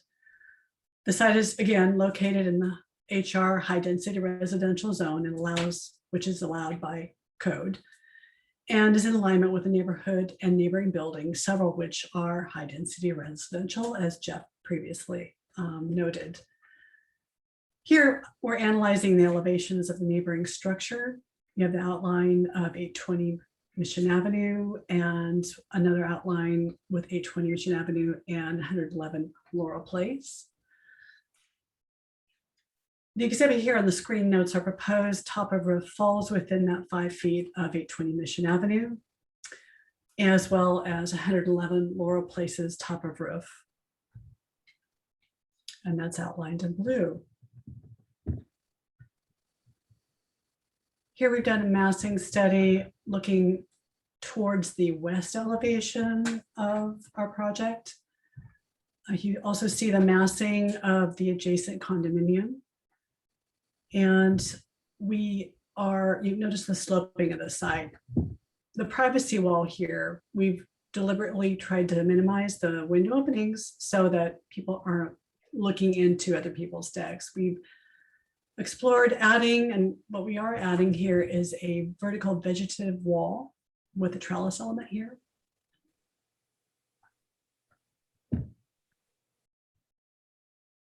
And then here again, we have an intersection, a view from the intersection of Lincoln Avenue and Mission Avenue. The 2040 general plan and downtown precise plan Jeff previously mentioned strongly support the added height in the downtown zoning districts and support that 12-foot height bonus for applicable projects such as ours. Now, for some of you who may or may not be familiar with it, we'll walk through the floor plans. This is the site plan. The ground floor plan is comprising of dining facilities, lobby entryways, support amenities, and admin, as well as a covered drop-off. I did see a comment in the chat session asking about emergency vehicles. The inside drop-off was designed to accommodate emergency vehicles. We also have at the south of the building a pullout for fire trucks, which has been coordinated and approved by the fire department. Here is the original first floor of memory care with a back terrace. Notice that this is more or less buried into the hillside. So this is roughly around the same level, actually a little bit less than the elevation of the wall. So it's actually a bit recessed. So it gives the impression of a reduced building in the back. But this is the mass of the building. Moving on to the third floor, the new third floor. This is a mirror of the plan below with another dining area and additional memory care and a roof balcony. Not a roof balcony, actually, just a balcony. And then the 2 levels of assisted living.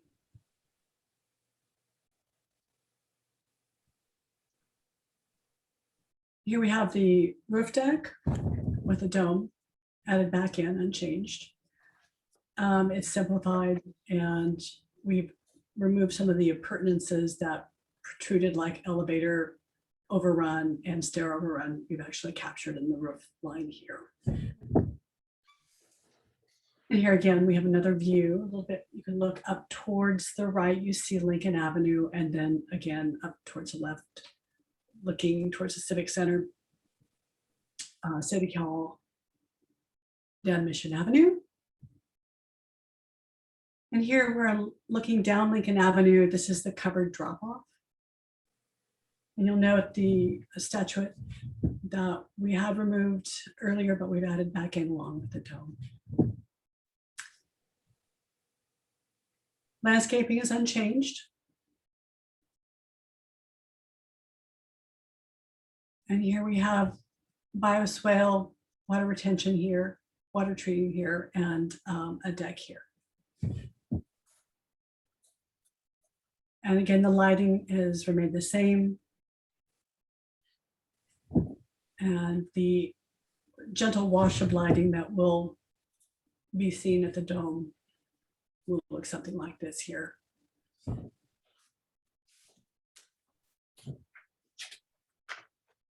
So again, interior site plan design of the building remain consistent with the approvals from our final DRB hearing in October 2019. Aside from the inserted level, the middle of the building. I want to thank you for your time this evening and look forward to answering any questions that you might have.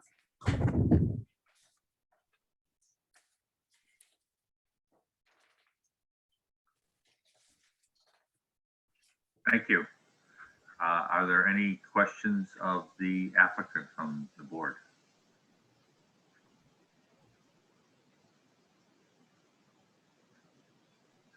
Any questions? I had a couple.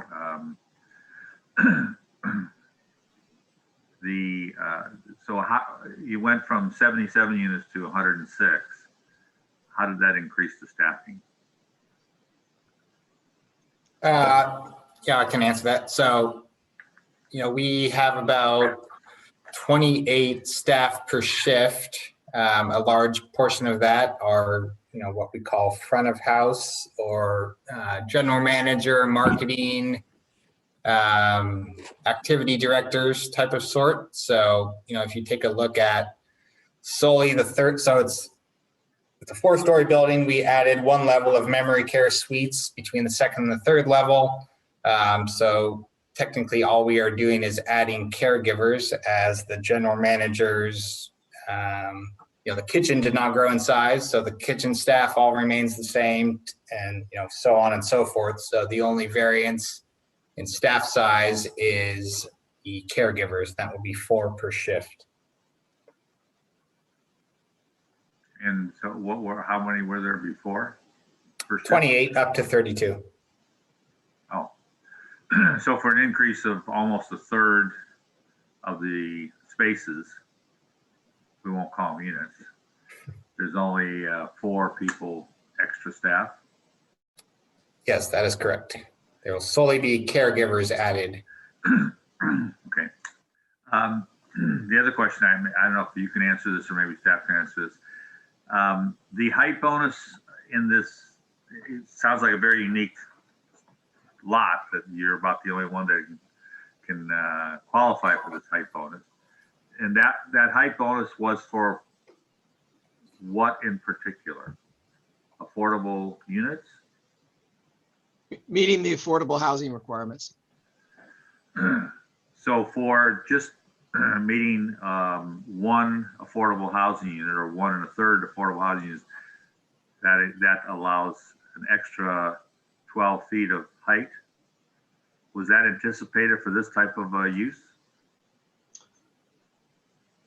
Well, I don't think that nobody anticipated specifically what types of use. They just knew that since it was zoned, both through the general plan and the zoning, that housing would be there.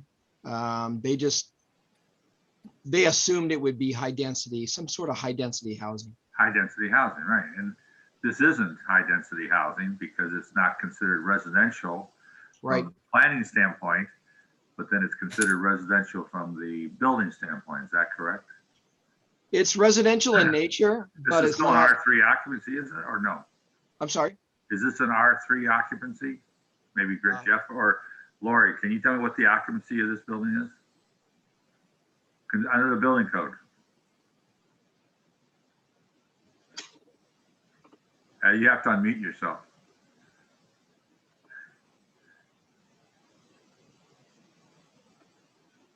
I believe it's R1. R1. I look. Oh, I'm sorry, R1, yes. Yes, R1B, I believe. Yes, okay. So it is considered housing under the building code, but under the planning code, it's not considered housing. Is that correct? Or the affordable housing? It's residential in nature, but it's not providing residential units, correct? Okay. That's my question. Any other questions of the applicant? Nope, hearing none. Is there members of the public that wish to speak on this? Now is your chance. I think we had the instructions for the chat, right? Sean, are you doing that? Yes, I am. And we have one attendee whose hand is raised. It's 415-425-5613, a phone number. You may speak.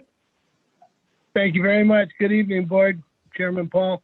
My name is Eric Holm, and I live at 820 Mission Avenue.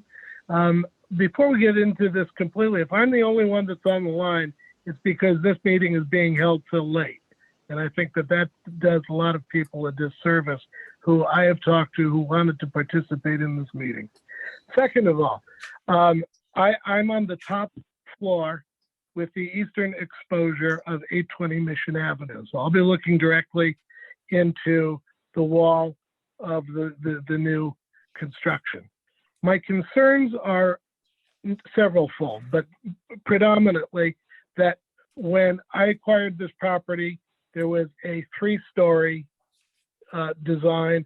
I was told when I bought this place that would not interfere with the view, the whole bit. So anyway, in 2018, that went to 4 stories because they got a bonus on that. But it was only 11 feet, so it's not a whole story, right? And then, oh, lo and behold, yet another, oh, it's only 11 feet. And now it's going to be a 5-story with towers and a beautiful dome that everybody loves. The problem being that here in our building with the eastern exposure, we have this thing that's going in next to us that before, under the previous increased bonus, it was going to block our view. Now it's going to block all direct light. I haven't seen any of these design drawings prior to this evening when they were put up, but the schematic that shows the building as they perceive it next to our building, they said it's only 5 feet higher. If you look at the proportions of it, it dwarfs it. It's going to block all of the natural light. I'm not going to see light until noon. This thing it's too big a project for that space. It does not fit into the dynamics of this neighborhood. And comparing it to the business sector down, by Anderson, that's crazy. The other thing is that they're using the justification to increase all this because they're interested in creating low-cost housing. I thought when we were creating housing, there was supposed to be a 20% low-cost housing element to that. This seems to me to be a complete skate-around, nonsensical, money-driven. You've heard of mission creep. This is Mission Avenue creep, and it's just wrong. This type of building does not need to be downtown. We could put that somewhere else on the edge of town. What we need here is something that's going to generate revenue for the city. We need to put in something where it's livable housing, so people will actually use downtown. This property is all self-contained. Nobody gets out. I mean, there's lovely arcades and all of that, but that doesn't have to be occupying downtown prime real estate. I could go on all night. I know I have a limited amount of time. And again, I'm concerned that given the hour of getting started on this particular issue, that we've lost a lot of the people that wanted to comment on this. So I thank you for your time. Thank you. Any other members of the public wish to speak? The next speaker is 415-419-6214.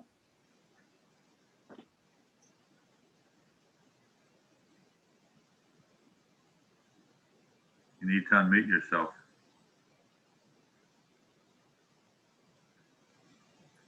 While we're waiting for. Can you wait? Can you hear me now? Yes, we can. Thank you for that. I agree with Eric 100%. The timing of this is very bad and has a lot of people have left already and aren't able to comment. Ladies and gentlemen, my name is Nina Lilienthal Murphy, and I'm a 40-year resident, the co-founder, president emeritus, and the current president of the Lincoln San Rafael Hill Neighborhood Association. I'm here to address the shortcomings of the 800 Mission project as viewed by the Executive Steering Committee and approximately 2,500 residents in our neighborhood. To start, there is no continuity in the heights on the various documents and notices being sent out by City Hall than those on the blueprints. All notices and documents say 36 feet height, yet on the blueprints we have an 87-foot roof ridge line, and as you say, units, and then some suites, wet bars, consider a suite. Interesting. To start, 800 Mission is not in the downtown area, but on the outskirts, and is the gateway to our neighborhood, not the gateway to downtown. It's a gateway to our neighborhood, and is reflected in our bylaws submitted in the city back in the late 1990s, showing the boundaries of our neighborhood.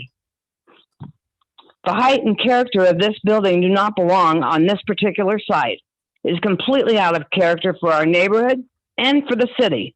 The height is out of control, and with windows on all four sides will impact the surrounding neighbors, with people looking into their bedrooms. They will lose their privacy. They will lose their sunshine. They will lose their views. Immediate surrounding homes will be overwhelmed by a reflective towering wall and will affect their quality. Sounds like we lost you. Are you there? We did lose that I think individual. we must have lost the connection, huh? Yes. Wanna We, go on to someone else and hopefully she'll come back. yes, we do have 16 other attendees. However, Go on. there are no additional raised hands. There are comments in the chat. The first is from M. This request is not from 36 to 47 feet.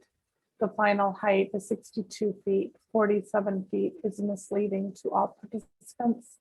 One floor is for memory care. One floor is not the majority of residents. From K, they will be increasing staff without increasing parking. From R, a couple of questions. How do we find out what views this building will block for Lincoln Hill houses? The other places around this are that this kind of housing frequently has fire trucks and emergency vehicles. Is there some place for fire trucks and ambulances to park so they don't block the street? There are additional comments in the chat. Chair, would you like me to continue to read them? From B, there was no previous height bonus for this project. The bonus requested is incentivized by code to provide affordable housing fee contribution. An economic study was prepared for the Planning Commission that demonstrated this type of development provided more revenue to the downtown than a condominium of the same scale. From M, this plan wants to call it housing to satisfy low cost, but want to call it suites when it comes to building to circumvent other rules. The project does not, regarding, there's a comment from the applicant. From R, I agree that this building lost a lot of people who would have been here, but for the late hour. And I believe that concludes the comments placed in chat. Okay, is there anyone else in the public that wishes to speak on this matter out there and on the telephone? You see anyone else, Shauna? There is Ross Dreyer. Thank you. Ross, are you there? Yeah, hi. Yeah, I mean, I'm wondering why, maybe two things. One, why is, I mean, this kind of seems like a one-way ratchet from what the first, I don't know a whole lot about the history of this project, but, if it goes from 3 to 4 to 5, I mean, it's going to be 6 or 7 stories tomorrow. And, can we propose instead that it go from 5 to 4 to 2 to 3 or, 3 to 2? Can we go the other way? Why wasn't this in the original plan? And if you knew that there was a, you just kind of, pitch to your win and just keep asking until somebody says no. Is this how this works? I'm a little confused on the process. It doesn't seem quite right. And the other thing is, my comment earlier was, how do we know what this blocks? I mean, in other buildings around, people have to put up stakes or something so you can see what the building looks like. Is that being done here, or does that happen? Or how do you know what it's going to look like? Do we just have to imagine it? Do I have to spend a bunch of time going down and reading the plans? I don't really know.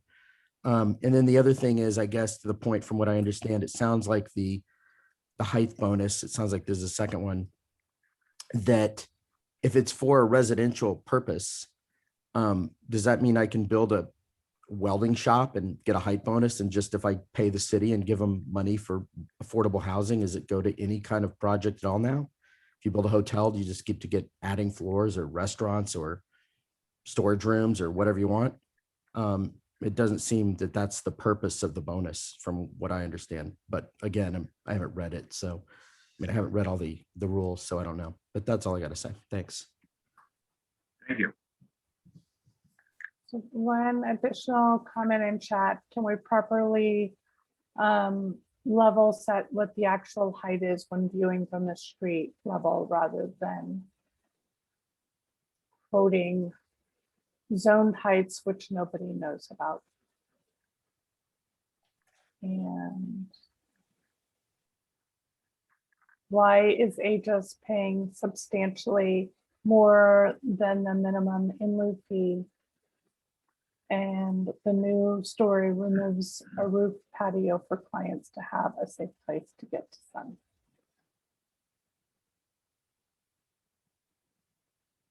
That concludes. Oh, no, I apologize. Brian Ziegler is requesting to speak. Brian, are you there? Yes, I am. Can you hear me? Yes, thank you. Go ahead. Great. Hi, I'm Brian Ziegler with Aegis Senior Communities, and Well, you thank remember, you. you're an applicant, aren't you? Yes, I am. Right. Well, no, we're this is in public comment. Oh, sorry about that. Sure. I thought I would. Is there anybody else in the public that wishes to speak on this matter? Shauna, No other raised hands, Chair. pardon me? There are no further raised. No, okay, hands. so then we will close the public hearing and bring it back to the board. First, for any questions of the applicant after hearing any public comment. Anyone have any questions? I do have one quick question, Larry. Yes, go ahead, Don. The west side of the building, I think the architect said they were adding a trellis, is that right? To the side of the building? That shows up nowhere. I just wondered where she could point to that. I think it was in the, go ahead. Sorry about that.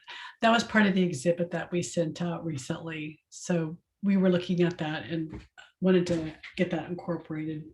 Okay, so it's not in my packet. No, Okay. no, So that planting plan would change a little bit. yes, Okay. there's a slightly. I don't know, it doesn't look like there's any space over there for it, but I'm gonna take it on your word that you can fit it in there. Yeah, there's a 5-foot setback to the west. This trellis would protrude 8 to 10 inches, maybe. Okay, very good. Got it done? Yeah, that was it. Any other questions of the applicant or staff? I had a question. It was brought up in the public comment in the chats that we had a roof deck in the original plan and now we don't. Is that correct or not? That is correct. And so why don't we have it? That's to minimize massing. So as Lori pointed out on one of our comparative exhibits, which showed the approval in 2018 to the proposed project now, there's a large stair tower to the west. So in efforts to minimize added massing, the stair tower has been removed, the trellis on the roof, and the elevator overrun. I mean, I certainly appreciate public comment. Aegis operates 40 of these communities, some with roofed gardens, some without. You know, we're fully confident in providing for our residents' livelihood and well-being. Any other questions of the applicant? Okay, then let's bring it back to the board for comment. Sarah, would you like to start? Sure. So I think, you know, in general, I agree with some of the public comment that I'm a little, you know, confused by the continued addition of levels, and that, you know, makes me, you know, have some concern with the project. I think overall the California Mission Revival style is, you know, highly impacted by this additional floor. The fact that the dome and the tower have not, you know, gone up and the building has, to me, makes it look almost unintelligible as that style at this point. So I have, you know, I think the massing and the scale of it no longer work as a part of that style. I think there's reminiscent elements, but it's significantly degraded by this additional level. So I don't understand how the parking needs haven't also gone up with the additional level. It seems like a significant add in space, but I guess the answer is that there was capacity before that is now absorbed by this additional level. So that seems to be the answer there. But overall, I think the scale and massing to me have lost their appeal with this new proposal. Thank you. I'm gonna go. Yeah, first off, let me say 3 years ago when this project was presented, I spoke very highly of the architecture. You know, we get all these packets of all these projects and you keep them for a little while, then you get rid of them. Well, look at that. The one packet I've saved over 3 years, the original project. I love this building. I think you guys did a great job. I was a little disappointed to hear Steve axed out one of the columns or towers, I guess, without letting us know about it. But I'm glad to see the tower put back in the project. I'd like to just emphasize what Sarah has just mentioned about how these towers stand proud of the mission walls. If you look on your last page of this current submittal, it'll actually show you a drawing or picture of a tower extending above the walls in your own presentation. Well, all you've done is fill in between the towers with this 5th floor, and I think you've just ruined the building. It's really unfortunate. I guess it may work if you severely set back the walls on that upper tower. You had shown a picture of a building, the apartment building right next to the west wall of the structure in your presentation. If you look at that building, it steps back all 3 or 4 stories. Each one of those stories steps back from the street and also from the property line to the east. Versus now this building, which is a fairly large portion of the building on that west side. That, for me, that's very unfortunate. I've been a firm believer in that we should stick to our height limits in the city. I know there's bonuses for everything, but several times I've gone and voted against our design review board because of height limits. And again, here we are about to approve a project that can't meet the parking code again in our city, which is something that's bothered me. So there's a number of things here tonight that it's unfortunate that we went from this to this. And that's my comments. Thank you, Don. Stuart? Yeah, thank you. Hey, Don, hold that up again, that rendering from the front page. I don't think we need to say any more than that picture. And Sarah nailed it the way she articulated it. She said it better than I could have. The whole building has lost its character with what you guys have presented here tonight. That right there, first of all, Revivalist Mission was quite a sell to us in the first place, being so close to the mission, that's always given the town heartburn. But you guys nailed it last time. I mean, you outright nailed it. And if you go back to our meeting minutes from that time, you got nothing but praise for us. I think this latest revision has taken all of that charm away. So, I mean, unfortunately, we're stuck with these height bonuses, but that doesn't mean it has to be the whole floor. Just because the height limit gets raised doesn't mean I have to see it. Doesn't mean we have to feel it from a pedestrian level. So if you guys are going to go down the road of forcing that height bonus down our throats, then design it in a way that it doesn't impact us as much and step that upper level. In fact, that building should have whatever articulation it had on that lower floor. And then the upper floor that's even further up should be stepped back even further. If that means you're going to give up some suites, you're going to give up some suites. But, you know, yes, you can have the height bonus because you're entitled to it, but you have to meet the bulk and mass and the character. The general plan also says that this building needs to fit the fabric of the community, which right now it's failing to do. It's a transitional location. There's a lot of much lower buildings all around it. That's what transition means. It doesn't mean go and stick a 6-story wall or 5-story wall up against a 3-story building. So find a way, challenge your designer. She's extraordinarily talented. I bet she probably didn't like what happened here. You know, maybe. But let's give her the reins to design something that maybe gives you the height and extra units you're looking for, but is also articulated the way that old building was, which this has failed to do. And that's not a criticism of the architect. I think she probably had her hands tied. So those are my comments. I think we need to take a hard look at our general plan, guys. If everyone's going to come in with 2 floors or 1 floor of height bonuses, then the height limit of this site should be 25 feet. Because we know someone's going to come in with extra floors. We need to take a hard look at our zoning, our general plan moving forward, because this is going to happen again and again and again. Those are my comments. Thank you, Stuart. Well, I don't want to repeat everything that I've heard, but I would agree with everything that I've heard as well.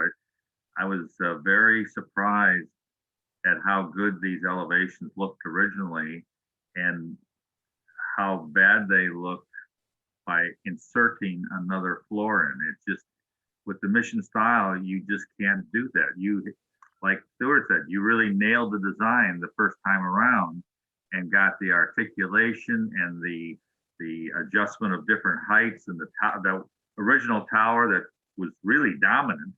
And then unfortunately the planning staff allowed you to drop it down. I think that dumbed it down quite a lot to begin with.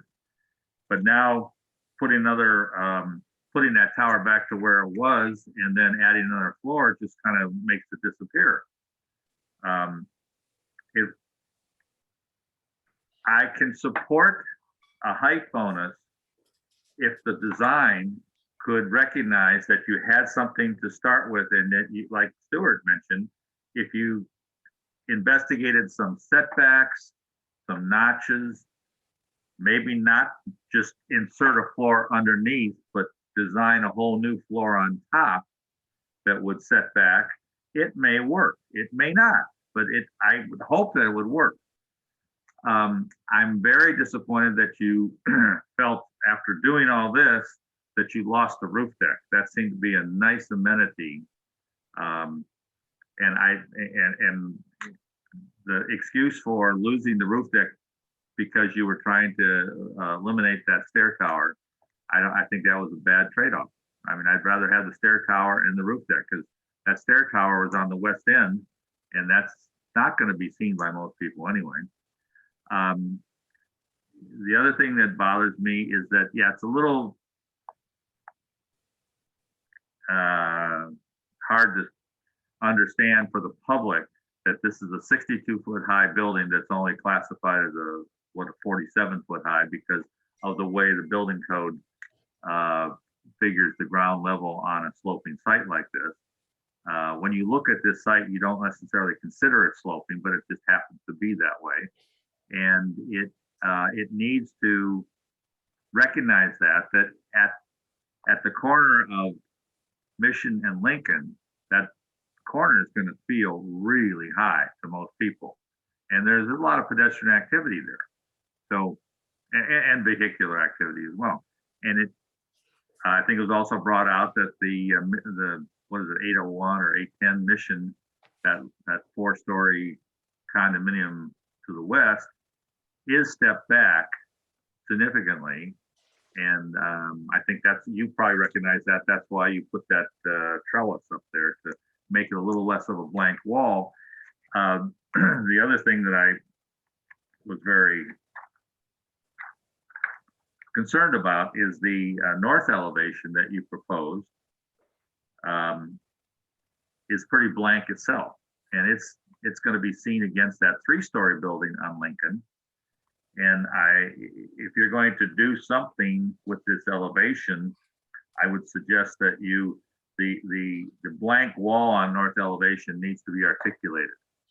I mean, it needs to turn the corner gracefully and make it look like it belongs there, rather than just, it kind of looks like almost like a property line wall that you stuck a couple of blank windows in. I mean, there may not be blank windows, but that's what it looks like to me. It needs some better articulation there. A lot of this is just because the proportion of the elements of the Mission style you had really gotten right in the original proposal, and adding another floor, it just is not, it destroys that whole proportion. Now you can get that proportion back if you keep the elevations like they were and then figure out how to add another story on top. That goes to back to the thing about the height bonus. I'm a little concerned. The height bonus was for providing affordable housing on a site that was zoned residential, considered we were talking about being residential, and we're still getting a residential building here, but we're not talking about it in the same terms. So the affordable housing, I mean, if it was 10%, we'd have 10 affordable units. Instead, we're getting 1.3 affordable units as a figure that can be offset by the in lieu fee. Now, maybe the city will accept that, but I think that's kind of curious that we're looking at it as a commercial structure for the affordability, and yet it really is a residential. Whether you look at it as individual units, people are living there.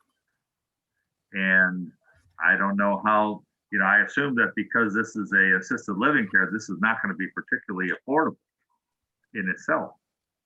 I may be wrong about that, but generally speaking, assisted living is very expensive because you have a big staff. And that's the next thing is I find it a little hard to understand how by increasing the number of spaces, if you will, units, by almost 1/3, you're not increasing the staffing by 1/3. How they can, take care of all these people adequately with only an increase of 4 people. And I think that increased staff has something to do with the parking requirements. And you may be able to solve that with the transportation management thing. I'd also interject one thing though, relying solely on public transportation may be problematic in this post-COVID age, because we're seeing our public transit is really suffering right now. And will it come back or not? I don't know. But again, just adding all these units, I assume some of their family is going to be visiting as well. Now, are these parking spaces for those visitors?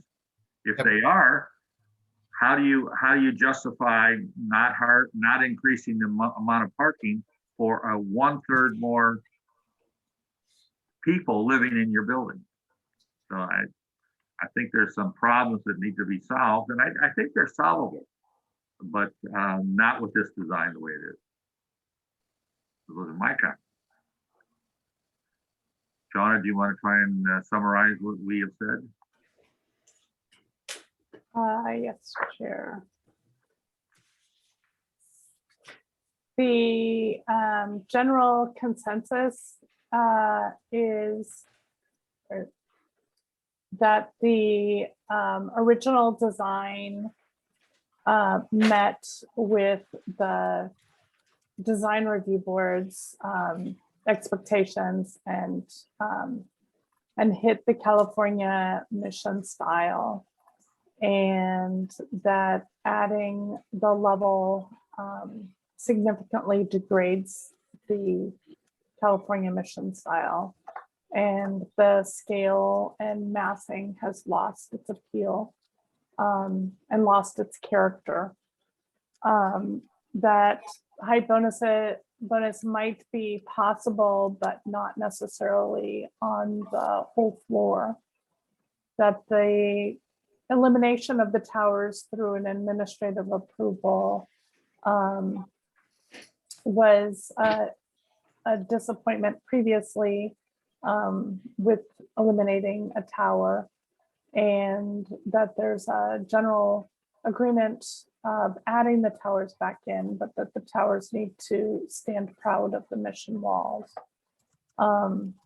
There is some agreement, though not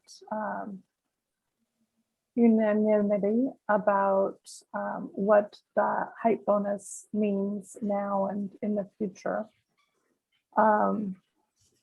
General direction to, if indeed a floor is added, to do some stepping back and some articulation. And then one commissioner also mentioned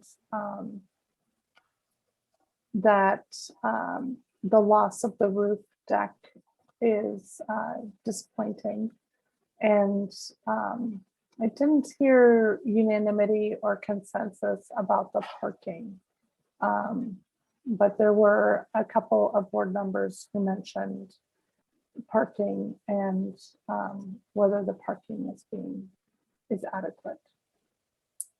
Does that adequately summarize the board's comments?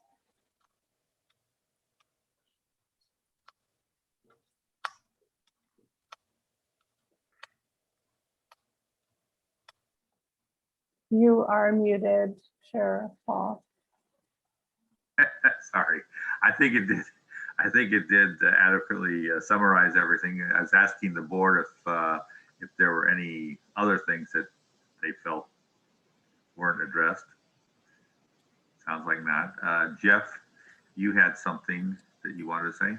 Yeah, I don't think we have great clarity going forward if our parking study has been approved twice now by Department of Public Works, who's the governing body of that.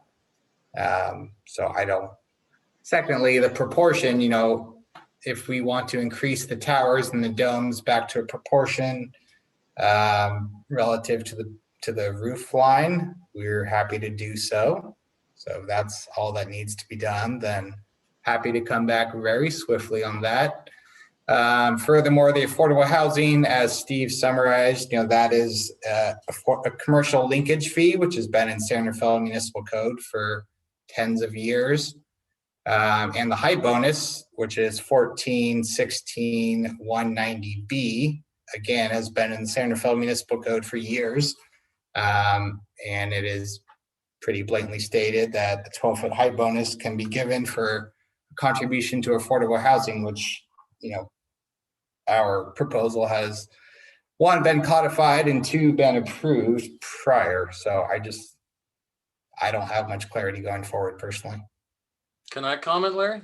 Sure, go ahead. Well, I think we should try and help Jeff as much as we can, give him clarity. If I'm hearing you suggesting to make the towers taller, that is emphatically not what I believe we're saying. I think we're saying to articulate the building better. I think spouting off the code is one thing, but articulating the building in a manner that meets our general plan and code are a whole nother thing. So it's not just that you get another floor to insert in. I hope you didn't think that. But maybe studying how the building is, the massing is working, and using the spirit of what we're telling you to design something a little better. So I hope that offers some clarity. I also want to mention too that it's a quarter added units and not a third. It's one level of 27 units. There are 54 units on the upper 2 floors and 27 units on the original 1 floor, so that it's not a third. So what is the total number of units that were added? It's 54 divided by 2, so I'm sorry? 27. 54 divided by 2, so 27. You added 27 units. Mhm. And you And there had were- originally 77? We've added a quarter more units. Well, that doesn't. So that in doesn't any compute. case, That's, if you had 77 units and you added 27 units, 27 over 77 is more than 1/3.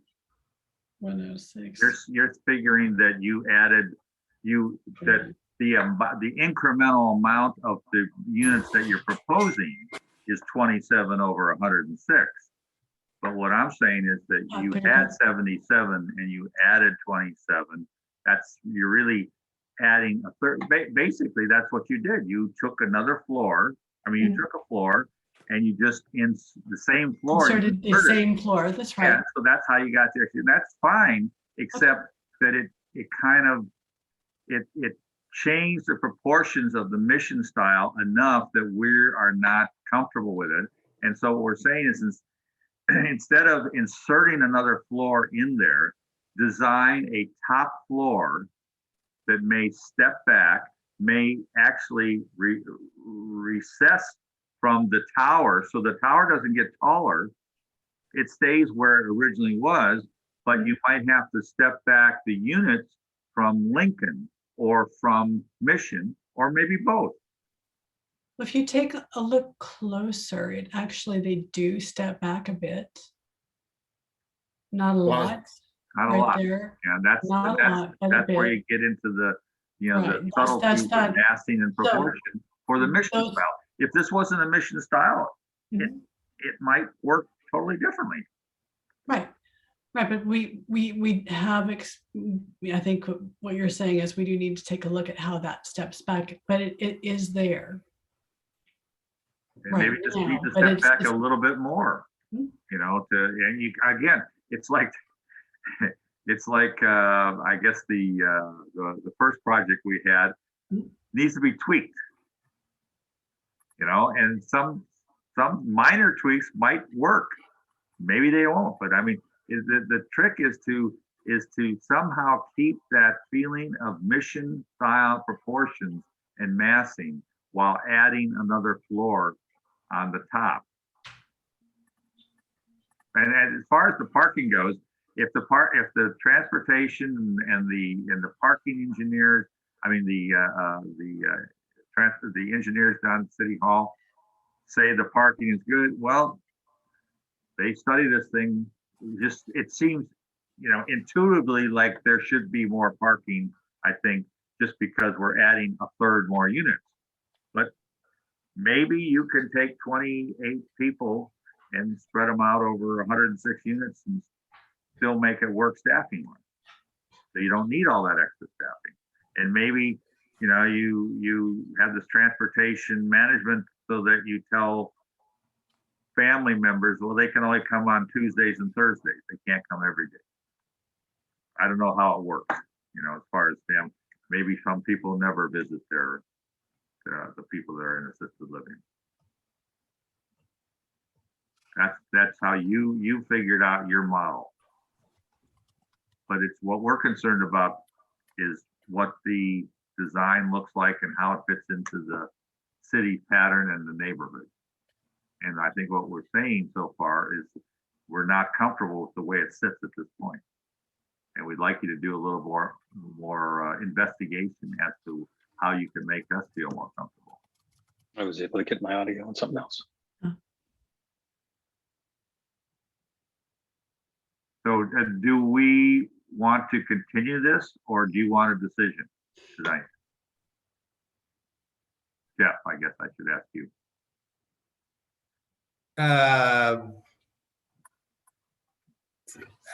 The only thing I've heard on the design is step back from the tower so that it's more prominent.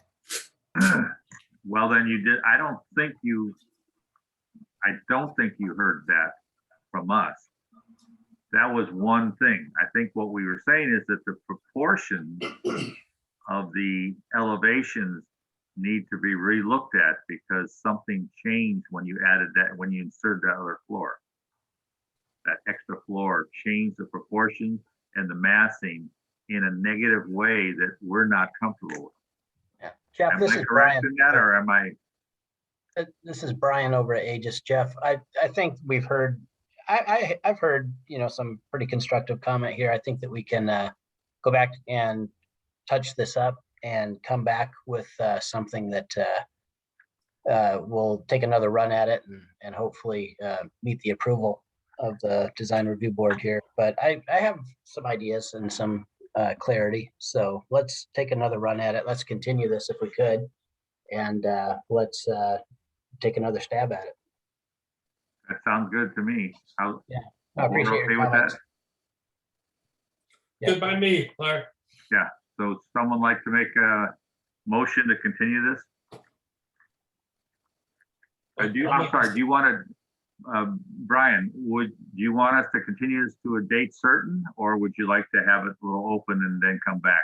Because we need to know that as far as how, as I understand it, the design review board's not horribly booked right now. So I think if that's not, maybe I'm incorrect. I don't know. We're pretty open.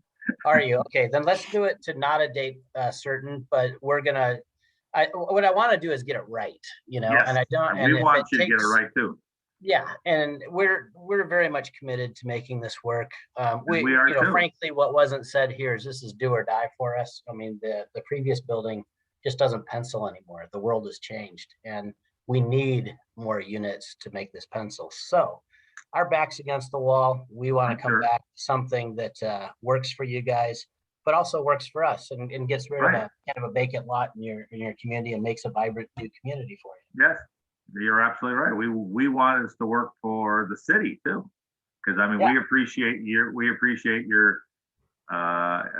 contribution to the affordable housing, and we appreciate that this is a vacant site and it's been vacant for a long time. But we want to get it right because once it's built, it's going to be there for 50 to 100 years. Yeah. So, no, and it's the double-edged sword is, hey, it's a landmark site, and the positive thing and the negative thing, it's a landmark site. It's got to be right. So I get that, and we're going to take a stab at it, and we'll get it right, and we'll reschedule, and we'll come back, and hopefully we can meet in person the next time. That would be great. We'll push this forward. Okay. So can I have a motion for continuance to some later time, not any date certain? I move we make a motion to continue. And there's a second. I'll second. Stuart, any discussion about the motion? Hearing none, all in favor, say aye. Aye. Aye. Aye. Opposed?